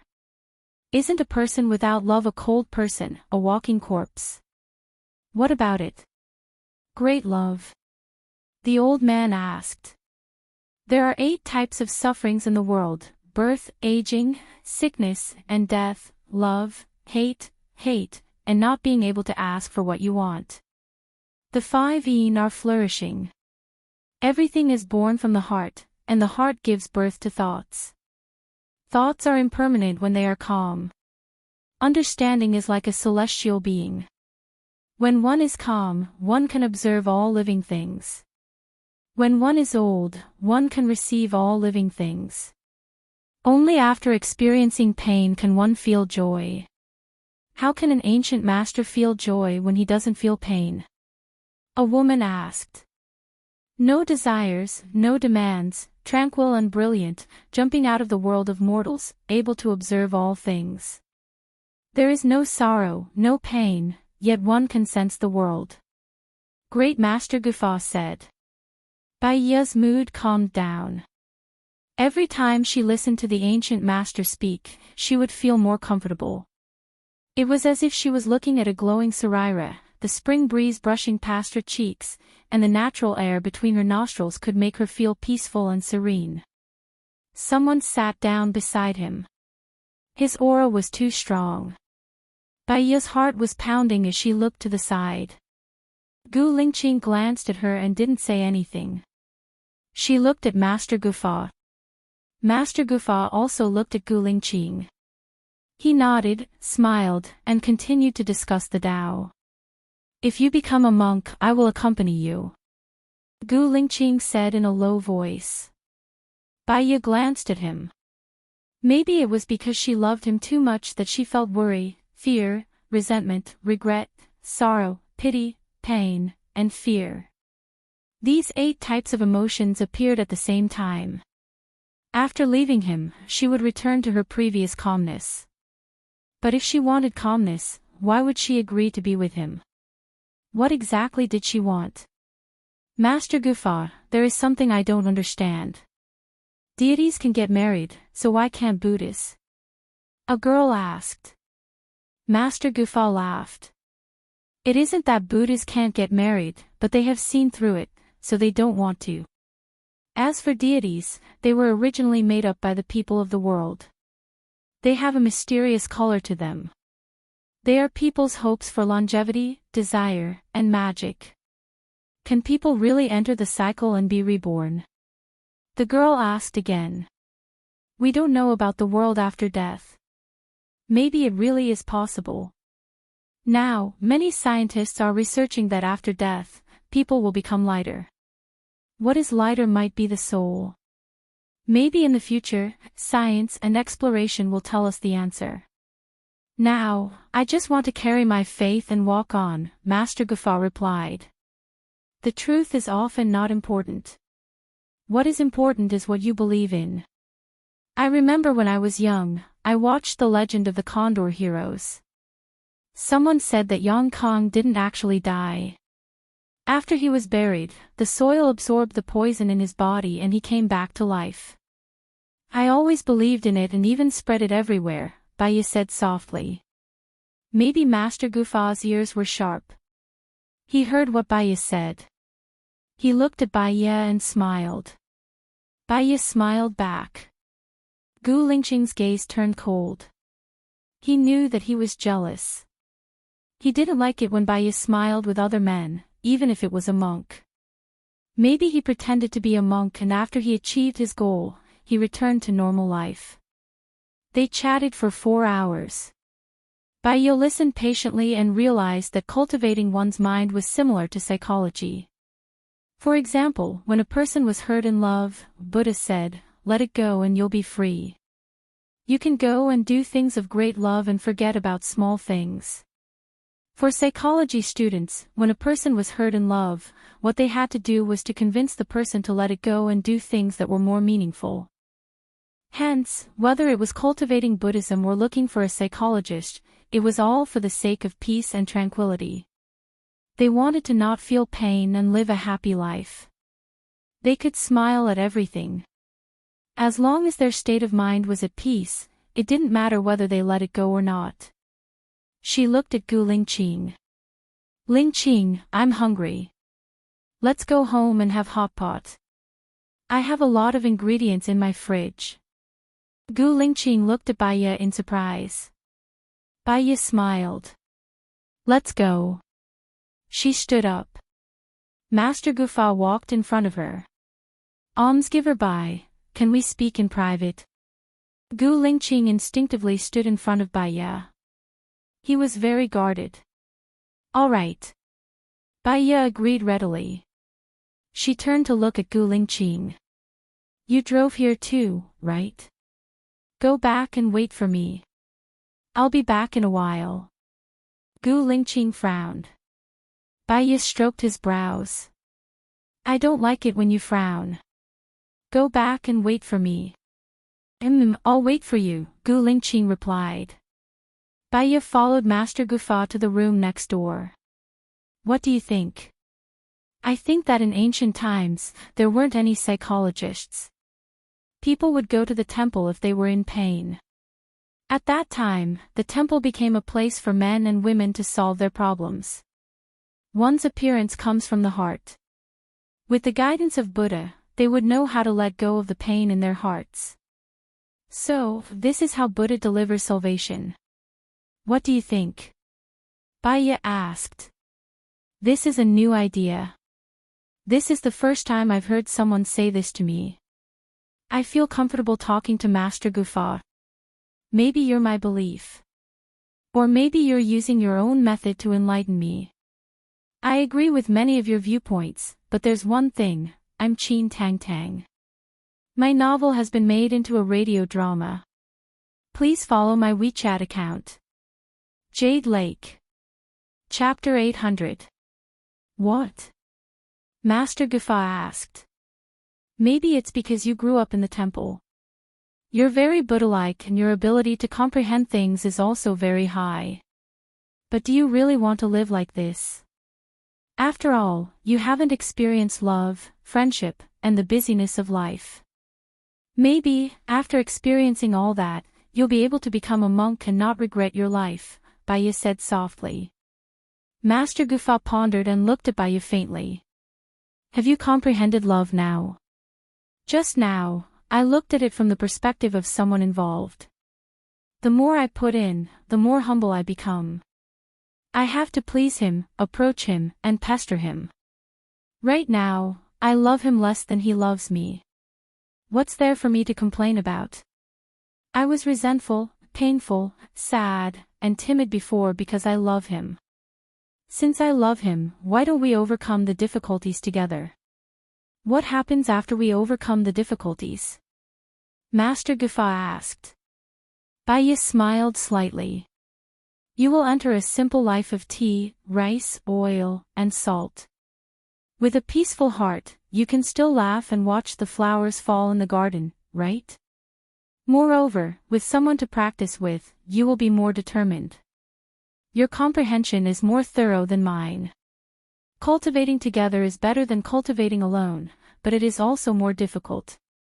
It is also more difficult to grasp the degree of mastery. If we can cultivate together, then our lives really won't be in vain. Grand Master Gufa laughed. I think I'll do my best in the future. Maybe I'm not done yet. It's too miserable for me to be alone, Baya said. You can tell me if you need anything in the future. I'll definitely be there, Master Gufa promised. Thank you, Master. I should thank you for opening a new path for me. That's good. Then I'll go back first, Baya said. Master Gufa nodded and saw her off. Baya walked to the door and saw Gu Lingqing's car was still there. It was good if he could keep her company. She walked towards his car. When he saw her come out, he immediately got out of the car and looked at her worriedly. You've been with me for the past few days, but you were no longer with me when I woke up. That's why I'm angry and annoyed. Plus, you're not cold to me, so I don't want you anymore. You don't have to accompany me, but you have to let me know that the feeling of hesitation and ignorance is very uncomfortable. Can you do that? Asked Baya. Gu Lingqing nodded. No, I wasn't cold to you. Do you think I learned psychology for nothing? I'm just jealous. Gu Lingqing's face was unusually red. Baya pursed her lips and raised her chin. You're jealous of a monk. Do you want it? Let's go home and have hot pot. Get in your car. Ha! Gu Lingqing was pleasantly surprised. He thought that she had made up her mind after talking to Master Gufa. A smile appeared on his face. When Gu Lingqing smiled, he was really good-looking. It was like a celestial being. Baya smiled as well. Previously, she pretended to be indifferent. Now that she looked calm, she still felt uncomfortable in her heart. Letting go did not mean letting go of her feelings. It also meant letting go of her obsession. She was tolerant, open-minded, and did not fuss about it. Her state of mind could still be at peace. Moreover, when she was with someone she loved, the calmness and ease after letting go was doubled. When they reached home, they were greeted by Xiao Bai's barking. I'm going to find a wife for Xiao Bai. What do you think? Asked Baya as she unbuckled her seatbelt and got out of the car. Let's find one here when we get back. I'm afraid that they don't speak the same language. It'll be very troublesome, said Gu Lingqing seriously. Pfft, Bai Ye was amused by him. Give me the car keys later. I'll get someone to drive your car back, said Gu Lingqing. Is that Zhang Xingyu still following me? Asked Bai Ye curiously. Gu Lingqing nodded. I can't let you be in any danger. If you don't like him, he doesn't have to report anything to me in the future. You can just report to me when you're in danger. Is that okay? Bai Ye nodded. He probably hasn't eaten yet. Ask him to join us for hot pot. In the future, we can let him stay at home. It's not good for him to be exposed outside. Almost all the people from the dark shadows are here. You don't have to worry, explained Gu Lingqing. She didn't remember the dark shadows. Go and feed Xiao Bai. I'll go and prepare the dishes, said Bai Ye as she entered the kitchen. Gu Lingqing went to feed Xiao Bai. Her preparation was simple. She prepared the meatballs that she made previously. As she cooked them, she washed all the vegetables. Gu Lingqing came in, washed his hands and looked at her. Do you want to catch a fish? We won't be eating fish for lunch. It takes some time to process it. You didn't sleep last night. Go and rest after eating. Your health is your capital. Don't do this again, said Bai Ye. However, she also realized that Gu Lingqing was very stubborn and wouldn't listen to her. If he wasn't guarding her, she might not have changed her mind. Therefore, people were contradictory. She was no exception. She hoped that he would like her and her heart ached for him. Because of her heart ached for him, she realized that she liked him. There was a knock on the door. Bai Ye looked at the door in surprise. Who is it? It should be Zhang Xingyu. I called him here, explained Gu Lingqing as he went to open the door. General. Zhang Xingyu handed over the key respectfully. Come in for lunch, said Gu Lingqing in a deep voice. Bai Ye saw Zhang Xingyu. This person had no memory at all. Zhang Xingyu saw Bai Ye too. His eyes were flickering. He didn't dare to open his eyes to look at Bai Ye. Did you do anything to me? Bai Ye asked. No, no. Of course not. How would I dare to? Zhang Xingyu said immediately and lowered his head. Even if you did something to me, you still felt guilty when you saw me. It means that you're not a bad person. So, I forgive you, said Bai Ye. Really? Zhang Xingyu was surprised. Bai Ye smiled. So, you did something wrong to me. Zhang Xingyu knew that he had fallen into a trap. He looked at Gu Lingqing. Back then, he relied on Xing Buhua and felt guilty towards you. But, he came back to me, explained Gu Lingqing. Bai Ye nodded. Since you've forgiven him, I can't say anything else. Let's eat. I've prepared some noodles. If you're not full, you can eat them. Let me help you. Gu Lingqing went into the kitchen and helped Bai Ye bring out the pot. Other than vegetables, Bai Ye also prepared lamb rolls and beef rolls. They were frozen in the fridge. Zhang Xingyu licked his lips in hunger. I haven't had hot pot since I came to Seattle. I miss it a little. I especially miss the hot pot that Madam prepared for Chinese New Year 2 years ago. That meal was so satisfying. Eat more then, said Bai Ye. She took their bowls and sat down.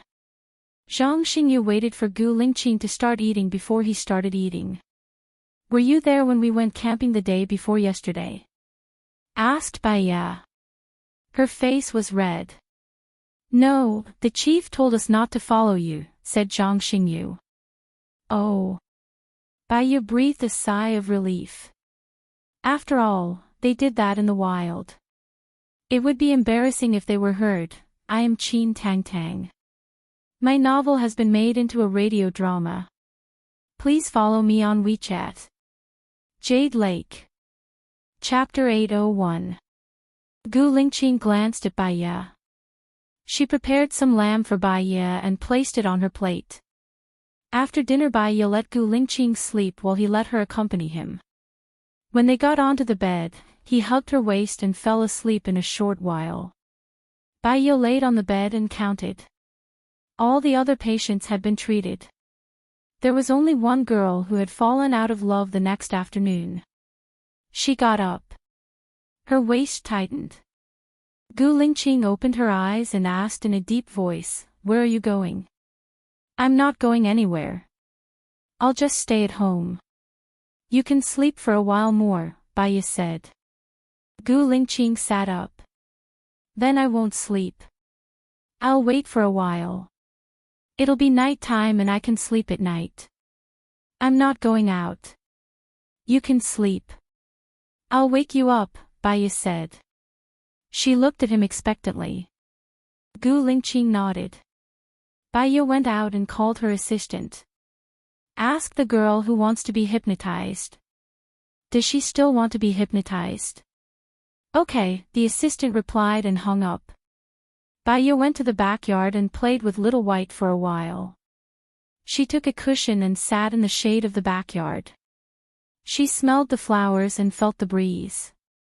She enjoyed the beauty of nature. She was in deep thought. Her phone rang. She saw that it was the assistant and picked it up. "Dr. Bai, the girl committed suicide," the assistant said. "How could that be? Didn't you say that you wanted to hypnotize her?" Bai Ye asked in surprise. "She had an argument with her family and was beaten by her father. In a fit of anger, she jumped out of the window," the assistant explained. Bai Ye's eyes darkened. The girl was already on the verge of a mental breakdown. Her father's beating made her feel that she had lost her family. She had no family, no love, and no friends. Thinking about it, she didn't want to continue living. In addition, she was impulsive and lost her young life. "Dr. Bai, there's no one on your schedule. Do you need me to book a few more patients for you?" the assistant asked. "Not at the moment. See if you want to book a few more," Bai Ye said with a smile. "Okay," the assistant replied and hung up. Bai Ye called Su Qinghe. "Senior, when are you coming?" "Next Monday." "I'm going through the procedures now," Su Qinghe said. "Well, I'll leave all the clinics in the United States to you for the time being." "I want to come back," Bai Ye said. "Ah, you're going back to America?" Qinghe was shocked. "Gu Lingqing and I are back together again. I'm back to face the problems left behind in the past. I have to solve the problems that should be solved and bear the responsibilities that should be borne." "Have you recovered your memory?" Su Qinghe asked in surprise. "No. Perhaps, after returning to the country, after coming into contact with more people and things, my subconscious mind will be stimulated and my memories will be restored. There's no hurry. Since I'm here, I'll just take things as they come." "No. Bai Ye." Bai Ye Don Shan. Bai Ye smiled. "Yeah is. Atsu, yeah." Bai Ye laughed. "Don't. I need you to take care of my house and clinic. You just need to bring your wife and children over. You'll have a place to live and a job. I think I'm taking advantage of you. That's not all. I have a seafood restaurant for you to take care of. Just give me the money you earn." Bai Ye smiled. There were few advantages in life. She didn't care about the effort or the returns. She just wanted to let nature take its course. "You're my benefactor. I'll follow your lead in the future," Su Qinghe said. Bai Ye heard his child's voice. "Daddy, daddies." She smiled. "Go and coax your child.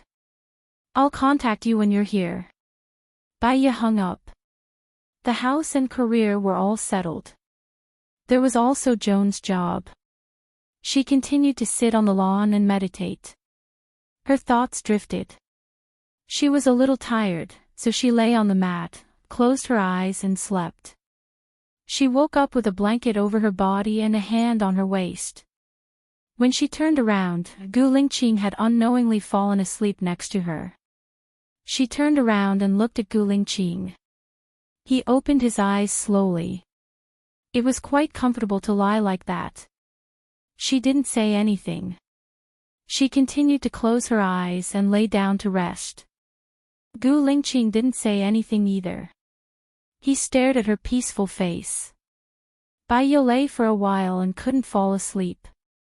She opened her eyes again and asked, "What time is it?" Gu Lingqing looked at the watch on his arm. "It's 17 o'clock. Ha! I've slept for so long." Bai Ye sat up, flipped her messy hair, and looked at Gu Lingqing. "What are we eating tonight?" "Anything is fine." "How about steamed pork with preserved vegetables?" Bai Ye asked. Gu Lingqing slightly raised the corner of his mouth. "Good." "Xiaoya, I have something to do tonight. I might not come back." "What are you doing tonight?" Bai Ye asked in confusion. Gu Lingqing looked at her deeply. Bai Ye guessed that he had something he couldn't say. She smiled. "You don't have to tell me if it's inconvenient. Remember when I told you that I was shot in the back of my head and you thought I was dead?" Gu Lingqing said. Bai Ye nodded. "I found the legendary research organization and asked them to operate on me. The condition is that I help them destroy solder," Gu Lingqing explained. "Solder? What's that?" Bai Ye was confused. She had never heard of the name. A mafia. They wanted to destroy the research organization, but many of them survived. They were afraid that solder would hunt them down, so they asked me to destroy them, Gu Lingqing explained. "Does solder know that you're the one who wants to destroy them?" Bai Ye asked worriedly. "They don't know. I've always been masked. Solder has connections with the government, so they won't do anything. If solder finds out that you're the one who did it, will it affect the country?" "No. The government also wants to destroy the organization, but they have something on solder. So, it's safest for me to do it. You asked people to protect me because you're worried that I'll be the first to suffer if your identity is exposed." Bai Ye guessed. Gu Lingqing nodded. "Destroying solder is something you have to do, right?" Bai Ye asked. Gu Lingqing nodded again. "Then go do it. Be careful. I don't want to see you get hurt." Gu Lingqing pressed the back of her head and kissed her lips. "I have you. I don't dare to let myself get hurt. After I woke up, I told myself that I'll live for you in the future. I'll focus on you and only think from your perspective. You have to keep your promise. Don't let anything happen to yourself." Gu Lingqing nodded seriously. "I'll go cook." "When are you leaving tonight?" Bai Ye asked. 10 o'clock. "I'll be back tomorrow morning. Sleep well and don't worry about me. Otherwise, I'll be worried," Gu Lingqing said. He didn't want to tell her before because he didn't want her to worry and lose sleep. Now that he told her, he was still worried that she wouldn't be able to sleep well. "I'm Qin Tang Tang. My novel has been made into a radio drama. Follow me on WeChat. Fairy Lake." Chapter 802. Bai Ye smiled. "I know. I'll have a good sleep and wait for you to come back." "Okay." Bai Ye went to the kitchen to prepare dinner while Gu Lingqing was having a meeting in the study. At first, there was no one around and it was peaceful. But suddenly, 8 people appeared. Including Zhang Xingyu, there were 9 of them in the study. She thought that they would have to eat too, so she had to cook more. She went to catch the biggest fish and made braised fish, braised pork with preserved vegetables, pork knuckles, and 3 delicacies soup. She thought that there were too many people and it might not be enough, so she made beef with pickled cabbage, beef tenderloin with green peppers, and eggs with tomatoes. She cooked more rice and made it into egg fried rice. When everything was ready, it was already 7:30 at night. Gu Lingqing was still having a meeting. She went upstairs and knocked on the door. "Come in," Gu Lingqing said in a deep voice. Bai Yi paused for a moment. The voice seemed to fall on her heart, causing it to throb in circles. This scene was very familiar, and it felt very familiar. She pushed the door open and saw Gu Lingqing, who was standing in front of the crowd and talking about strategy. He was wearing a black suit. His eyes were cold and sharp, but when he looked at her, there was a layer of gentleness. "You guys eat first. Even if you're going to do a mission, you need to eat to have the strength. We'll have the meeting after dinner," Bai Yi said gently. "Okay," Gu Lingqing replied and walked towards Bai Yi. The others also stood up and walked outside. "I've prepared dinner for you guys. Let's eat together," Bai Yi said. The others looked at Gu Lingqing. Gu Lingqing nodded. The soldiers smiled and said, "I haven't eaten Madam's cooking for a long time. I miss it." From what they said, Bai Yi could tell that they had eaten her cooking before. "I've made a lot of fried rice," Bai Yi said. "Wait a minute." Bai Yi served a pot of fried rice. "There's more if it's not enough. I've cooked more. It'll be good when the time comes." "Thank you, madam," said Zhang Xingyu. They sat down and ate. Bai Yi looked at the honest-looking soldiers and felt that this scene was familiar. After the meal, Gu Lingqing and the soldiers continued their meeting, while Bai Yi went to the kitchen to wash the dishes and do some cleaning. At 10:00, they left on time. Gu Lingqing turned around and glanced at Bai Yi.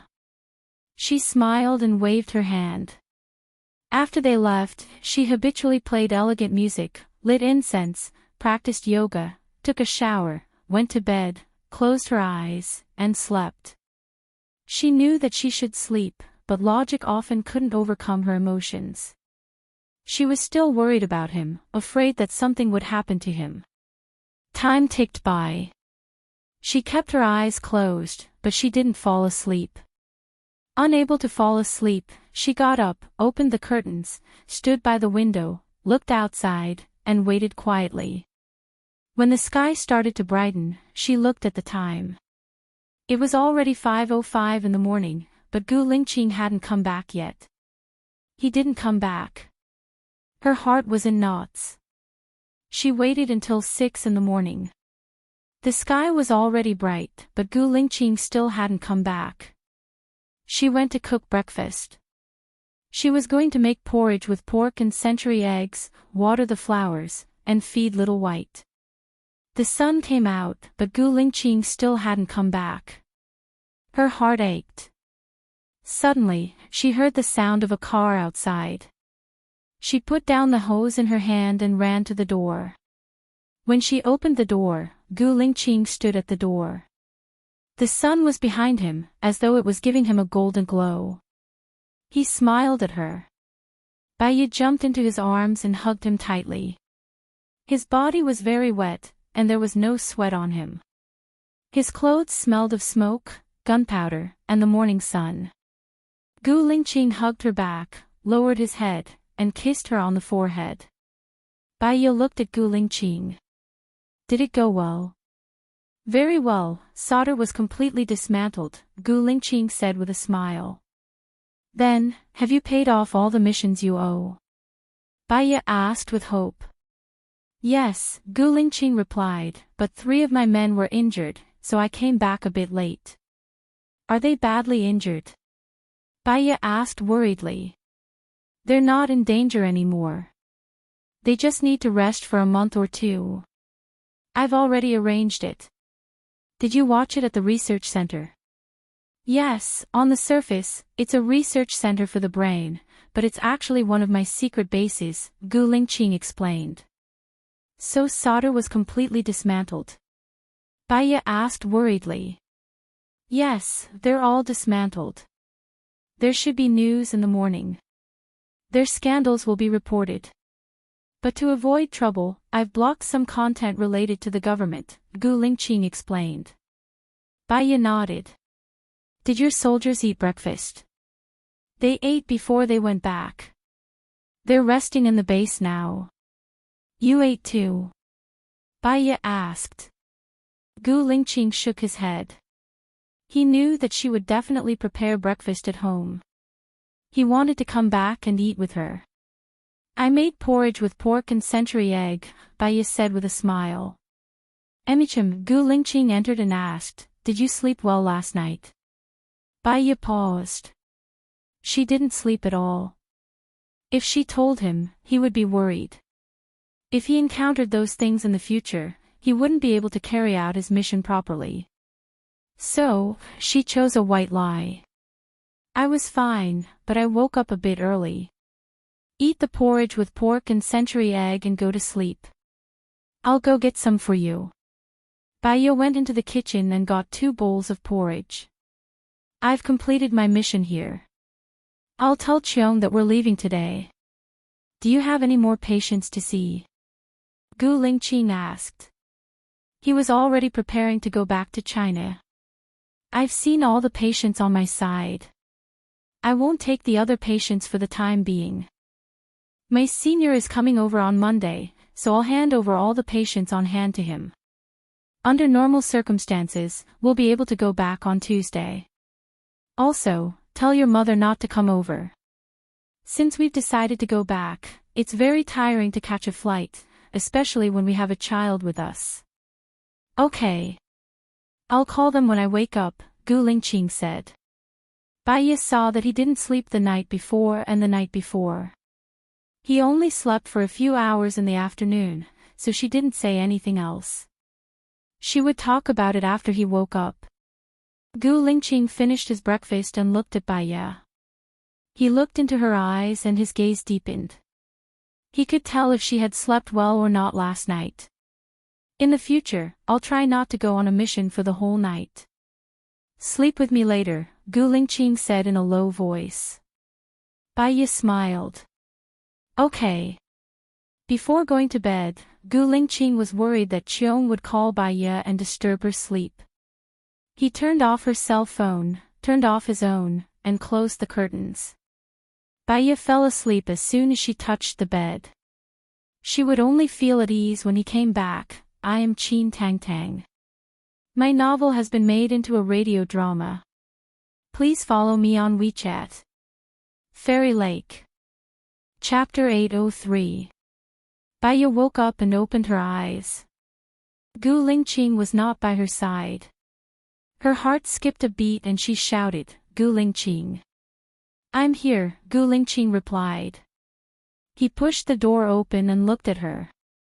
Bai smiled when she saw him. You only slept for a while. Not really. Gu Lingqing looked at his watch. It's almost 16:00 now. I woke up a little earlier than you. Ah. It's 16:00. I slept for a long time. Bai smiled awkwardly and got up. She went to the bathroom to brush her teeth and combed her hair.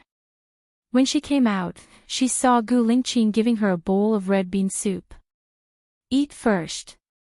We'll go out to eat later. There's a movie on. Let's go watch it together, Gu Lingqing said. Bai took the red bean soup from him and took a sip. The red beans were soft and sweet. It was delicious. You cooked for a long time, right? I cooked it with a rice cooker. It didn't take much time. Gu Lingqing entered the kitchen and took a bowl for himself. Bai looked at him. He had always been calm and resolute. Silence was golden. But wasn't life like this? They ate together and slept together. When he said that he was working, she listened patiently. When she was troubled, she could talk to him. Every day was ordinary. There was the company of her lover. There was food and drink. Wasn't this the life she had been pursuing? I read a book in the past. The book described that there was a place on Penglai Island that was heaven. There was a rock as big as a house. It could carry 100 people in the vast sky. There were also winged fish that could carry 1,000 people in the sea. The people there lived and worked in peace. They could taste the world's delicacies and do things that were blissful. It was warm in the winter and cool in the summer. Is it a fairy tale? Gu Lingqing asked cooperatively. We are the people who lived in this heaven. It was a place that many people in ancient times envied. The rock refers to plains and the winged fish refers to submarines, Baiye explained. Gu Lingqing nodded. Baiye held his hand. I'm not a parasite in your stomach. I can't read your mind. I'm your wife. I'm the one who will live with you for the rest of my life. We'll have to rely on each other even when we die. You must tell me if you need anything. I'll tell you if I need anything, Gu Lingqing promised. Baiye smiled. While getting love, she could also feel at peace, and she would feel like she had the whole world. After eating, she went upstairs to get her phone. When she turned it on, many calls came in. Some were from the clinic, some were from unknown numbers, and some were from the police station. She called the assistant at the clinic first. Dr. Bai, the patient you treated before came to thank you, but you weren't here, the assistant said. Bai, the assistant said. I tried to see the patients today and I came. And said. I tried to treat the patient today. It seems that the effect is not bad. If I don't understand, I will ask you again, the assistant said happily. Since you've started seeing patients, it's time to find an assistant for the clinic. Go and arrange it. Yes, thank you, Dr. Bai. Baiye hung up the phone and called an unfamiliar number back. Hello, I'm Baiye. Who is this? Hello, Dr. Bai. I was introduced by Mr. Chen Bin. My surname is Jiang, the doctor said politely. Chen Bin was one of her former patients. He mentioned Chen Bin's name. Baiye guessed that he was there to seek medical advice.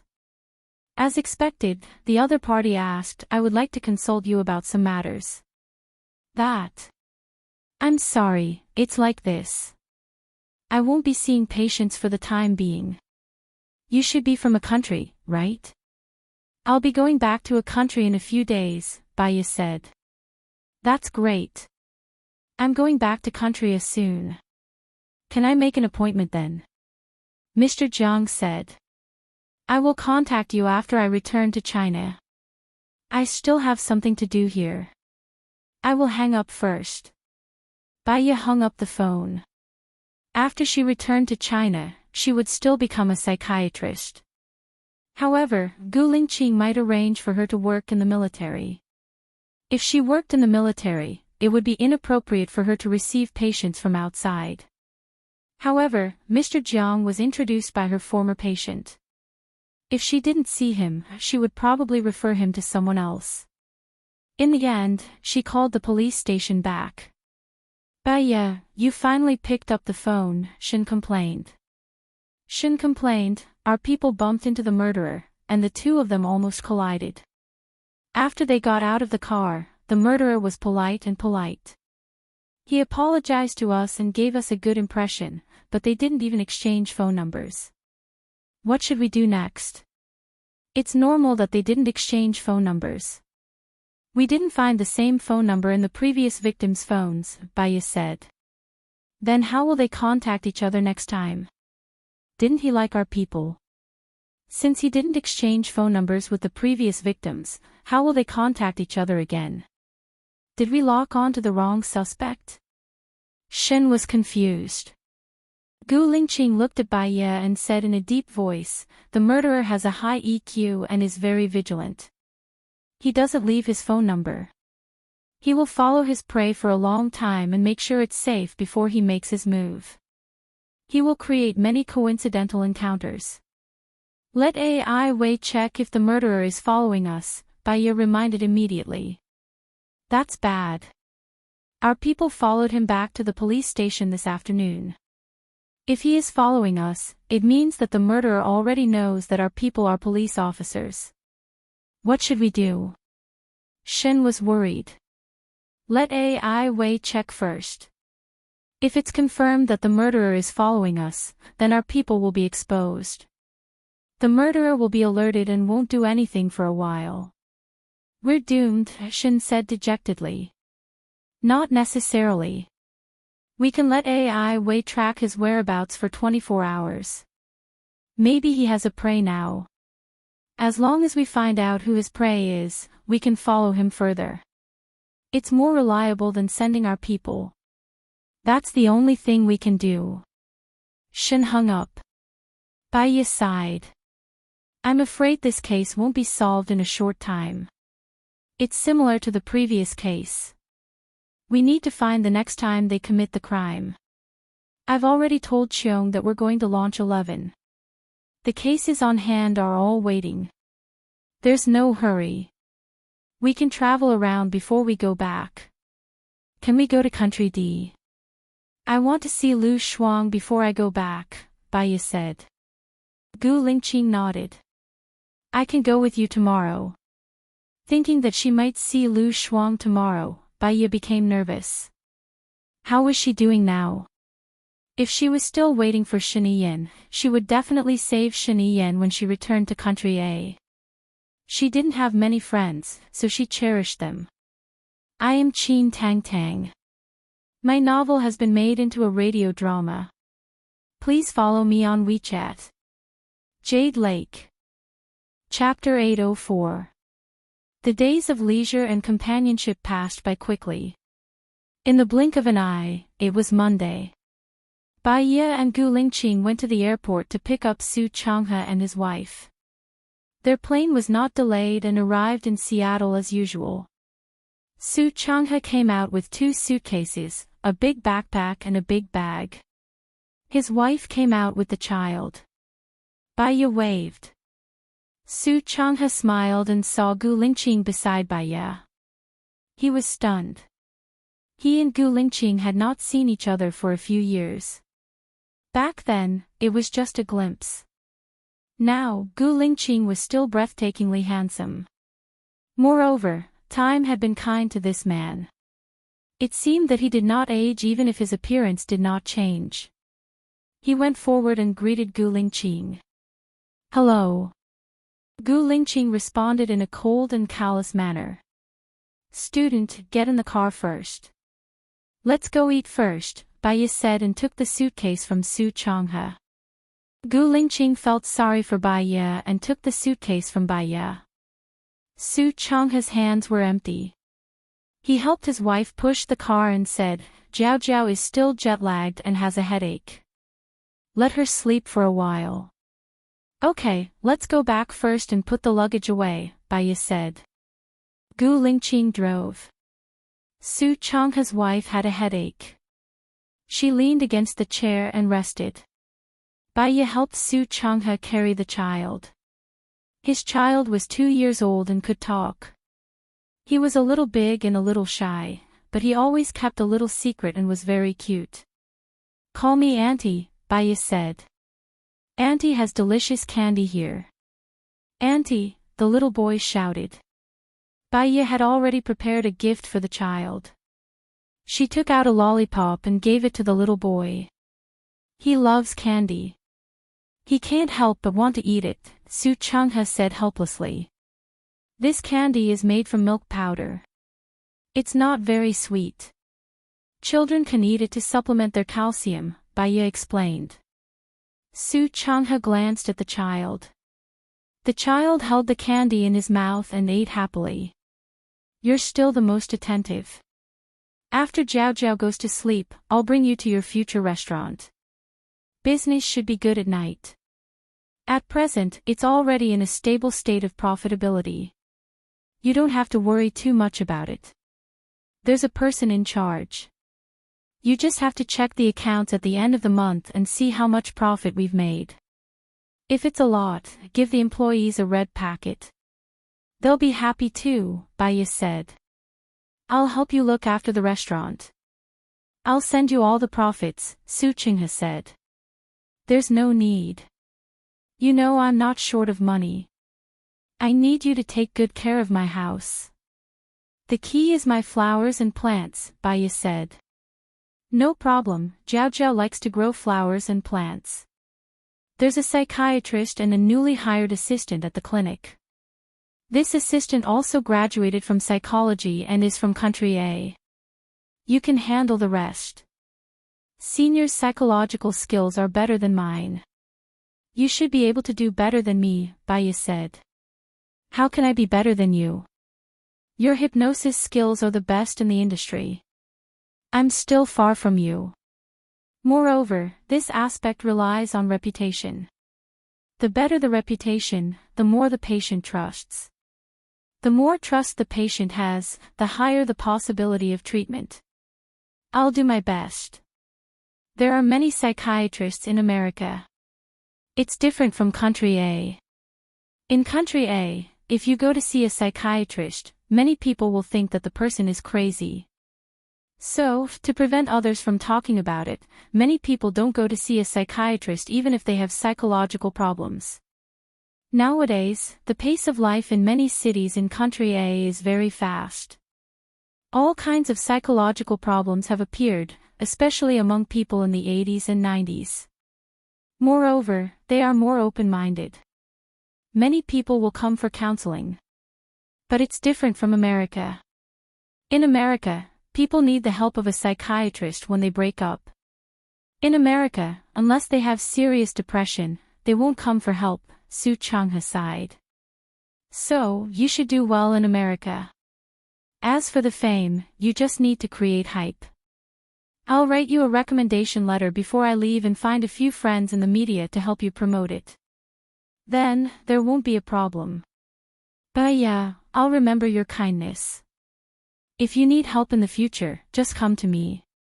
I'll go through fire and water for you, Su Changhe said righteously. Baya smiled. Okay. While they were talking, they arrived home. Su Changhe woke Su Jiao up. Gu Lingqing helped carry the luggage. Baya carried the child and told them which room to sleep in. They put the luggage in a simple place. Su Changhe's wife took the bed and went to sleep first. Su Changhe went out. Is she okay? Baya asked. She's still jet-lagged. Her head hurts. She'll sleep for a while and buy some bread when she comes back. Su Changhe closed the door. Okay, there's water in the fridge. Put it by her bed. She can drink it if she wants, Baya reminded him. Okay, but wait for me. I'll make some milk powder for the baby. Baya looked at the way Su Changhe made milk powder. The image of Gu Lingqing making milk powder flashed in her mind. When I'm not here, do you take care of our child like this? Baya asked Gu Lingqing. I don't take care of Shosho for a long time. Mom takes care of him and the little girl you left behind. Fortunately, the little girl helps to take care of the child. Otherwise, Mom might be too busy. After all, Mom has to look after the company, Gu Lingqing explained. Little girl. Baya didn't have such a person in her mind. She couldn't remember at all.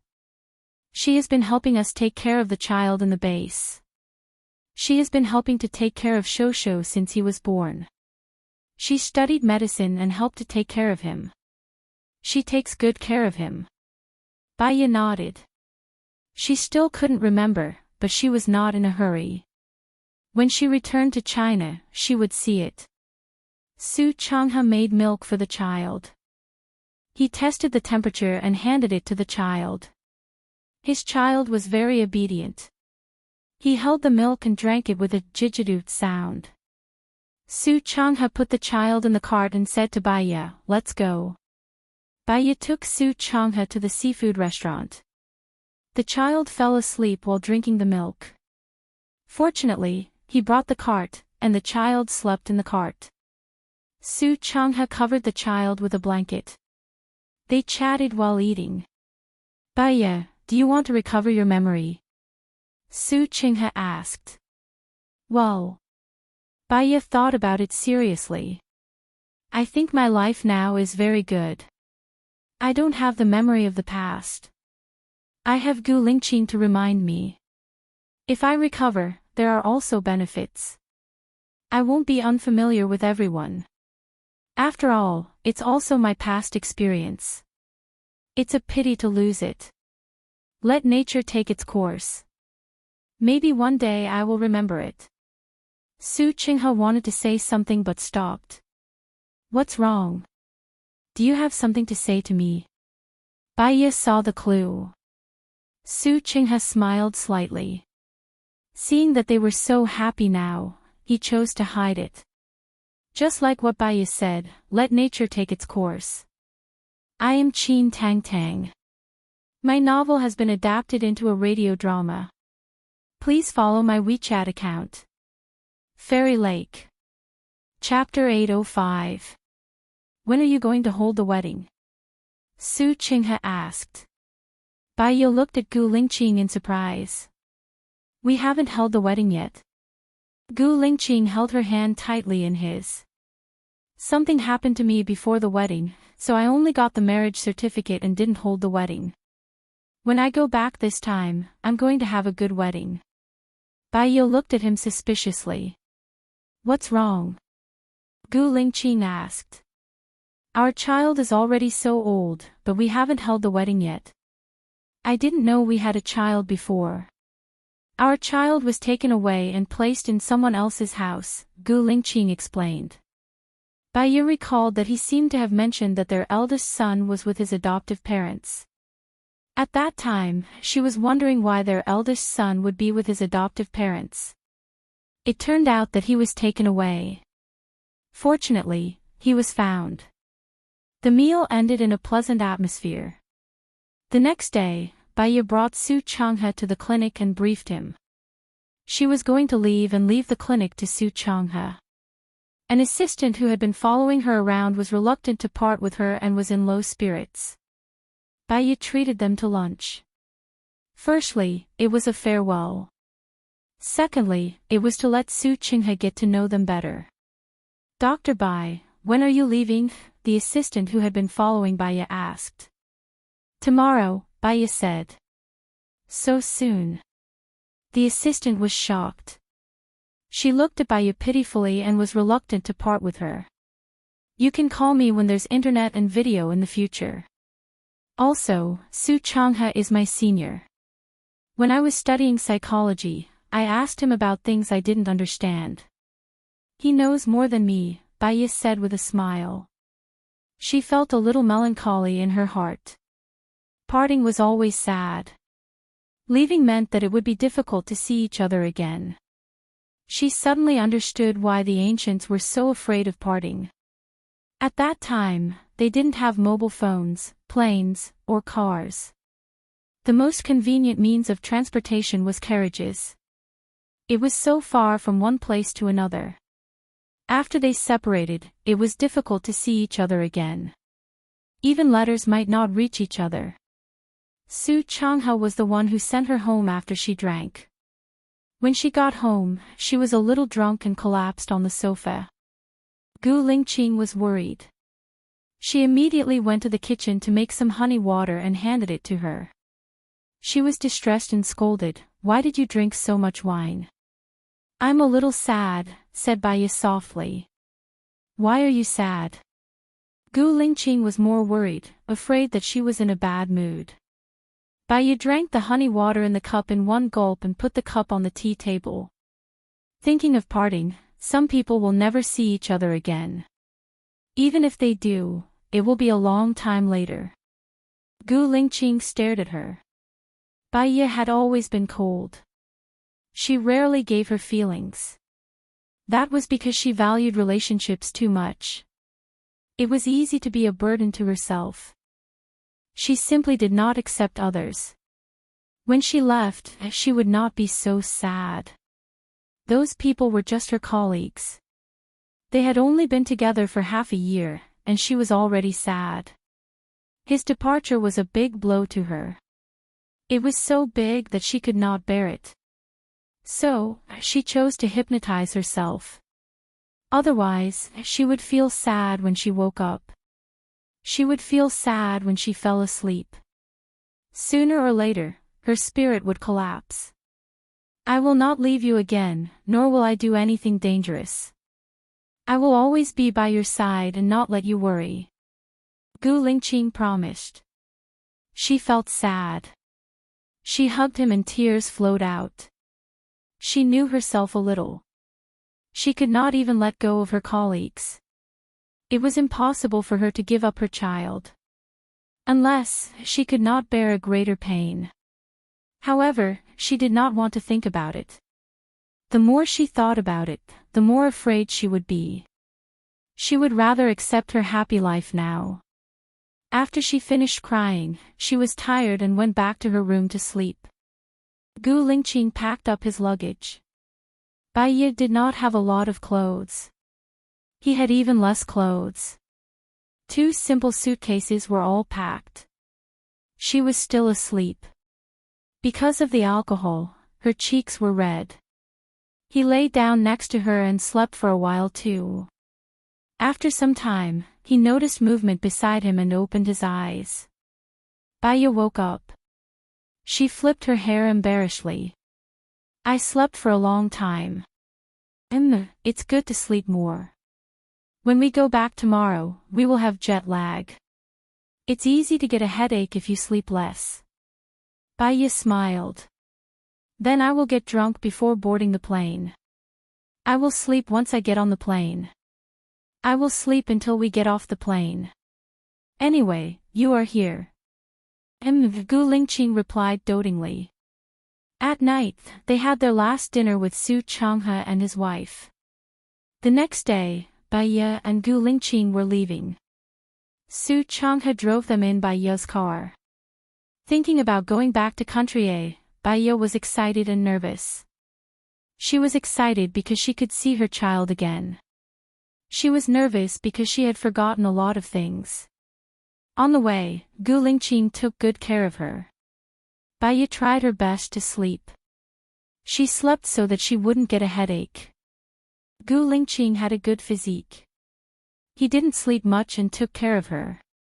When the plane arrived in country A, someone drove a limousine over to pick up Gu Lingqing. Bai Ye slept for a long time. She still had a headache. She got into the limousine and closed her eyes to sleep. After driving for more than an hour, the car stopped. Someone came over to check. Chief, the soldiers greeted respectfully. Bai Ye heard the voice and opened her eyes. When the soldiers saw that it was Bai Ye, they smiled happily. Madam, you are finally back. Bai Ye smiled. They seemed to be very friendly to her and happy to see her. The car continued to drive. Bai Ye looked out of the window. She saw many fruit trees. Behind the fruit trees was a huge lake. The surface of the lake reflected the sunlight, and the ripples sparkled. An image of her fishing by the lake flashed through her memory. There was a tent and a table. There was a stove beside the table. There was water boiling on the stove and the water was steaming. It was winter. She felt a little bitter in her heart. She smiled. I should be fishing by this lake often. Yeah, Gu Lingqing replied. The car stopped. Gu Lingqing got off first. When Bai Ye was about to get off, he carried Bai Ye out of the car. Bai Ye felt embarrassed. She saw some people at the door and looked over. There was a kind-looking old man and 2 young girls. Madam, you are back, one of the girls said. There were tears in her eyes and her voice was choked. She is Lin Shulan. She has been with you for a long time. She is my mother's goddaughter now, Gu Lingqing explained. The girl beside her was calmer. She greeted, Madam, you are back. Xiao Xia. She takes care of Shosho, Gu Lingqing said. Speaking of Shosho, Bai Ye didn't see any children. She felt her shirt being pulled. She looked down. A pink and tender little boy smiled and said in a muffled voice, "Little sister, you're a little girl." Mimi, Mimi, hug. I am Chin Tang Tang. My novel has been adapted into a radio drama. Please follow my WeChat account. Follow Yao Chi. You can listen to it. Chapter 806. Baiyu looked at him and her heart melted. She had always liked children, so she picked up Shosho. Shosho tilted his head and looked at Baiyu. His eyes were round and he had both her and Gu Lingqing's good points in them. He was very good looking. Shosho, call me mommy, Gu Lingqing said. Mommy, beautiful, beautiful, Shosho said and pinched Baiyu's face. Baiyu liked it and pretended to bite Shosho's hand. Shosho wasn't afraid. He looked at Baiyu kissing his hand and smiled adorably. Come in, it's a little cold outside, Song Shiyu said gently. Thank you, Mom, Baiyu said politely. Song Shiyu looked at Baiyu and tears welled up in her eyes. It's nothing. It's good that you're back. It's good that you're back. Song Shiyu turned around and wiped her tears. Her eyes were red. Baiyu followed them into the living room. There was a child in the living room. He looked at Baiyu coldly. His eyes were arrogant and murderous. Baiyu could clearly see hatred and disgust in his eyes. Who is this child? Baiyu asked Gu Lingqing suspiciously. Gu Lingqing looked worried and looked at Baiyu. Xiao Axian, Zhou Hailan and my child. Baiyu looked at Gu Lingqing in surprise. There was a strange feeling in her heart. It was hard to be a stepmother. She frowned when she saw the murderous look in the child's eyes. Song Shiyu was worried that Baiyu would misunderstand. She immediately explained, they didn't have this child normally. Zhou Hailan got Lingqing's sperm. She and Lingqing didn't have sex. Baiyu looked at Xiao Axian and said with certainty, you hate me. You're the one who killed my mother, Xiaoxing complained. Xiao Axian, she didn't kill your mother. Your mother is still alive. Even without her, I wouldn't be with your mother. Besides, your mother's crime is unforgivable. It's good enough that she's still alive, Gu Lingqing said sternly. Look, you're biased towards her. I hate her, I hate you all, Xiao Axian shouted. Baiyu smiled. Xiao Xia, carry Shosho into the room to play. Baiyu passes Shosho to Xiao Xia. Xiao Xia immediately brought Shosho to the room. Do you like your grandma? Baiyu asked Xiao Axian. Xiao Axian looks at the kind Song Shiyu and lowers her head. Baiyu looks at Gu Lingqing. Can we move out? Why do we have to move out? Isn't this place good? Song Shiyu said gently, her voice full of concern. A long time ago, I read a story that goes something like this, the main character's aunt is a very kind and caring person. She bought a house in the city. Every time the villagers and relatives come to the city, they would stay at her house. She would also treat them warmly. After a few decades, the aunt's children grew up, got married and had children. The house became crowded. However, the villagers still go to her house.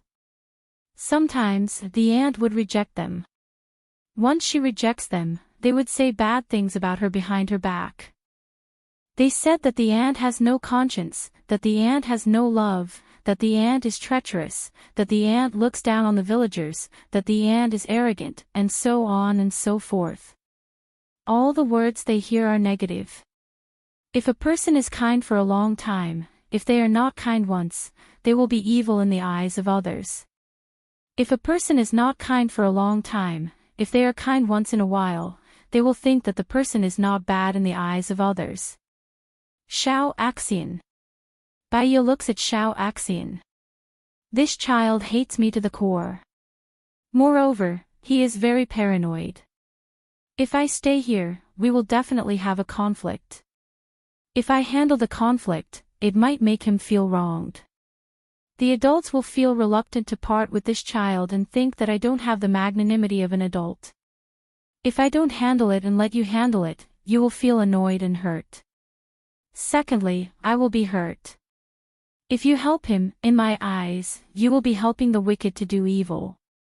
I will also feel wronged, sad and. If you help me, then this child will be sad and wronged. He will want to take revenge even more. Living together for a long time will cause conflict. I can't change the fact that he is Gu Lingqing's child. You have the responsibility to raise him. So, I will try my best to choose a way that will not cause conflict. No, Xiao Axian is a sensible child. As long as you treat him well, he will be grateful, Song Shiyu says pitifully. Baiya smiles faintly. Do you think he is a sensible child now? At work, some people think that the boss is good and some think that the boss is bad. That is because the boss treats the employees differently.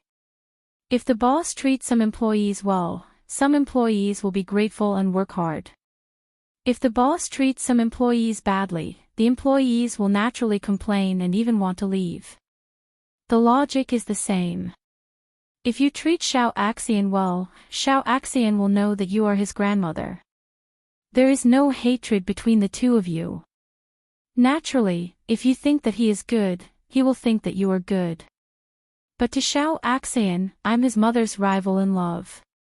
Because of me, he doesn't have a mother and can't be with his parents like other kids. This is the reason why he hates me, and it won't change. I understand his hatred, just like how I hated Xing Bachuan's wife, Chang Rian. No matter how kind, and nice I am to Xiao Axian, he will think that I am putting on an act in front of his father with bad intentions. If that is the case, why waste energy and time on unnecessary people? Baiya looks at Song Shiyu. I will be very busy in the future. I will spend my time on my husband, my child, and my work. My energy is limited. If I spend more time on other things, I will naturally spend less time on the people who are important to me. I may be able to get this child's temporary peace, but my child will also be hurt. He will think about why his mother is so good to his brother.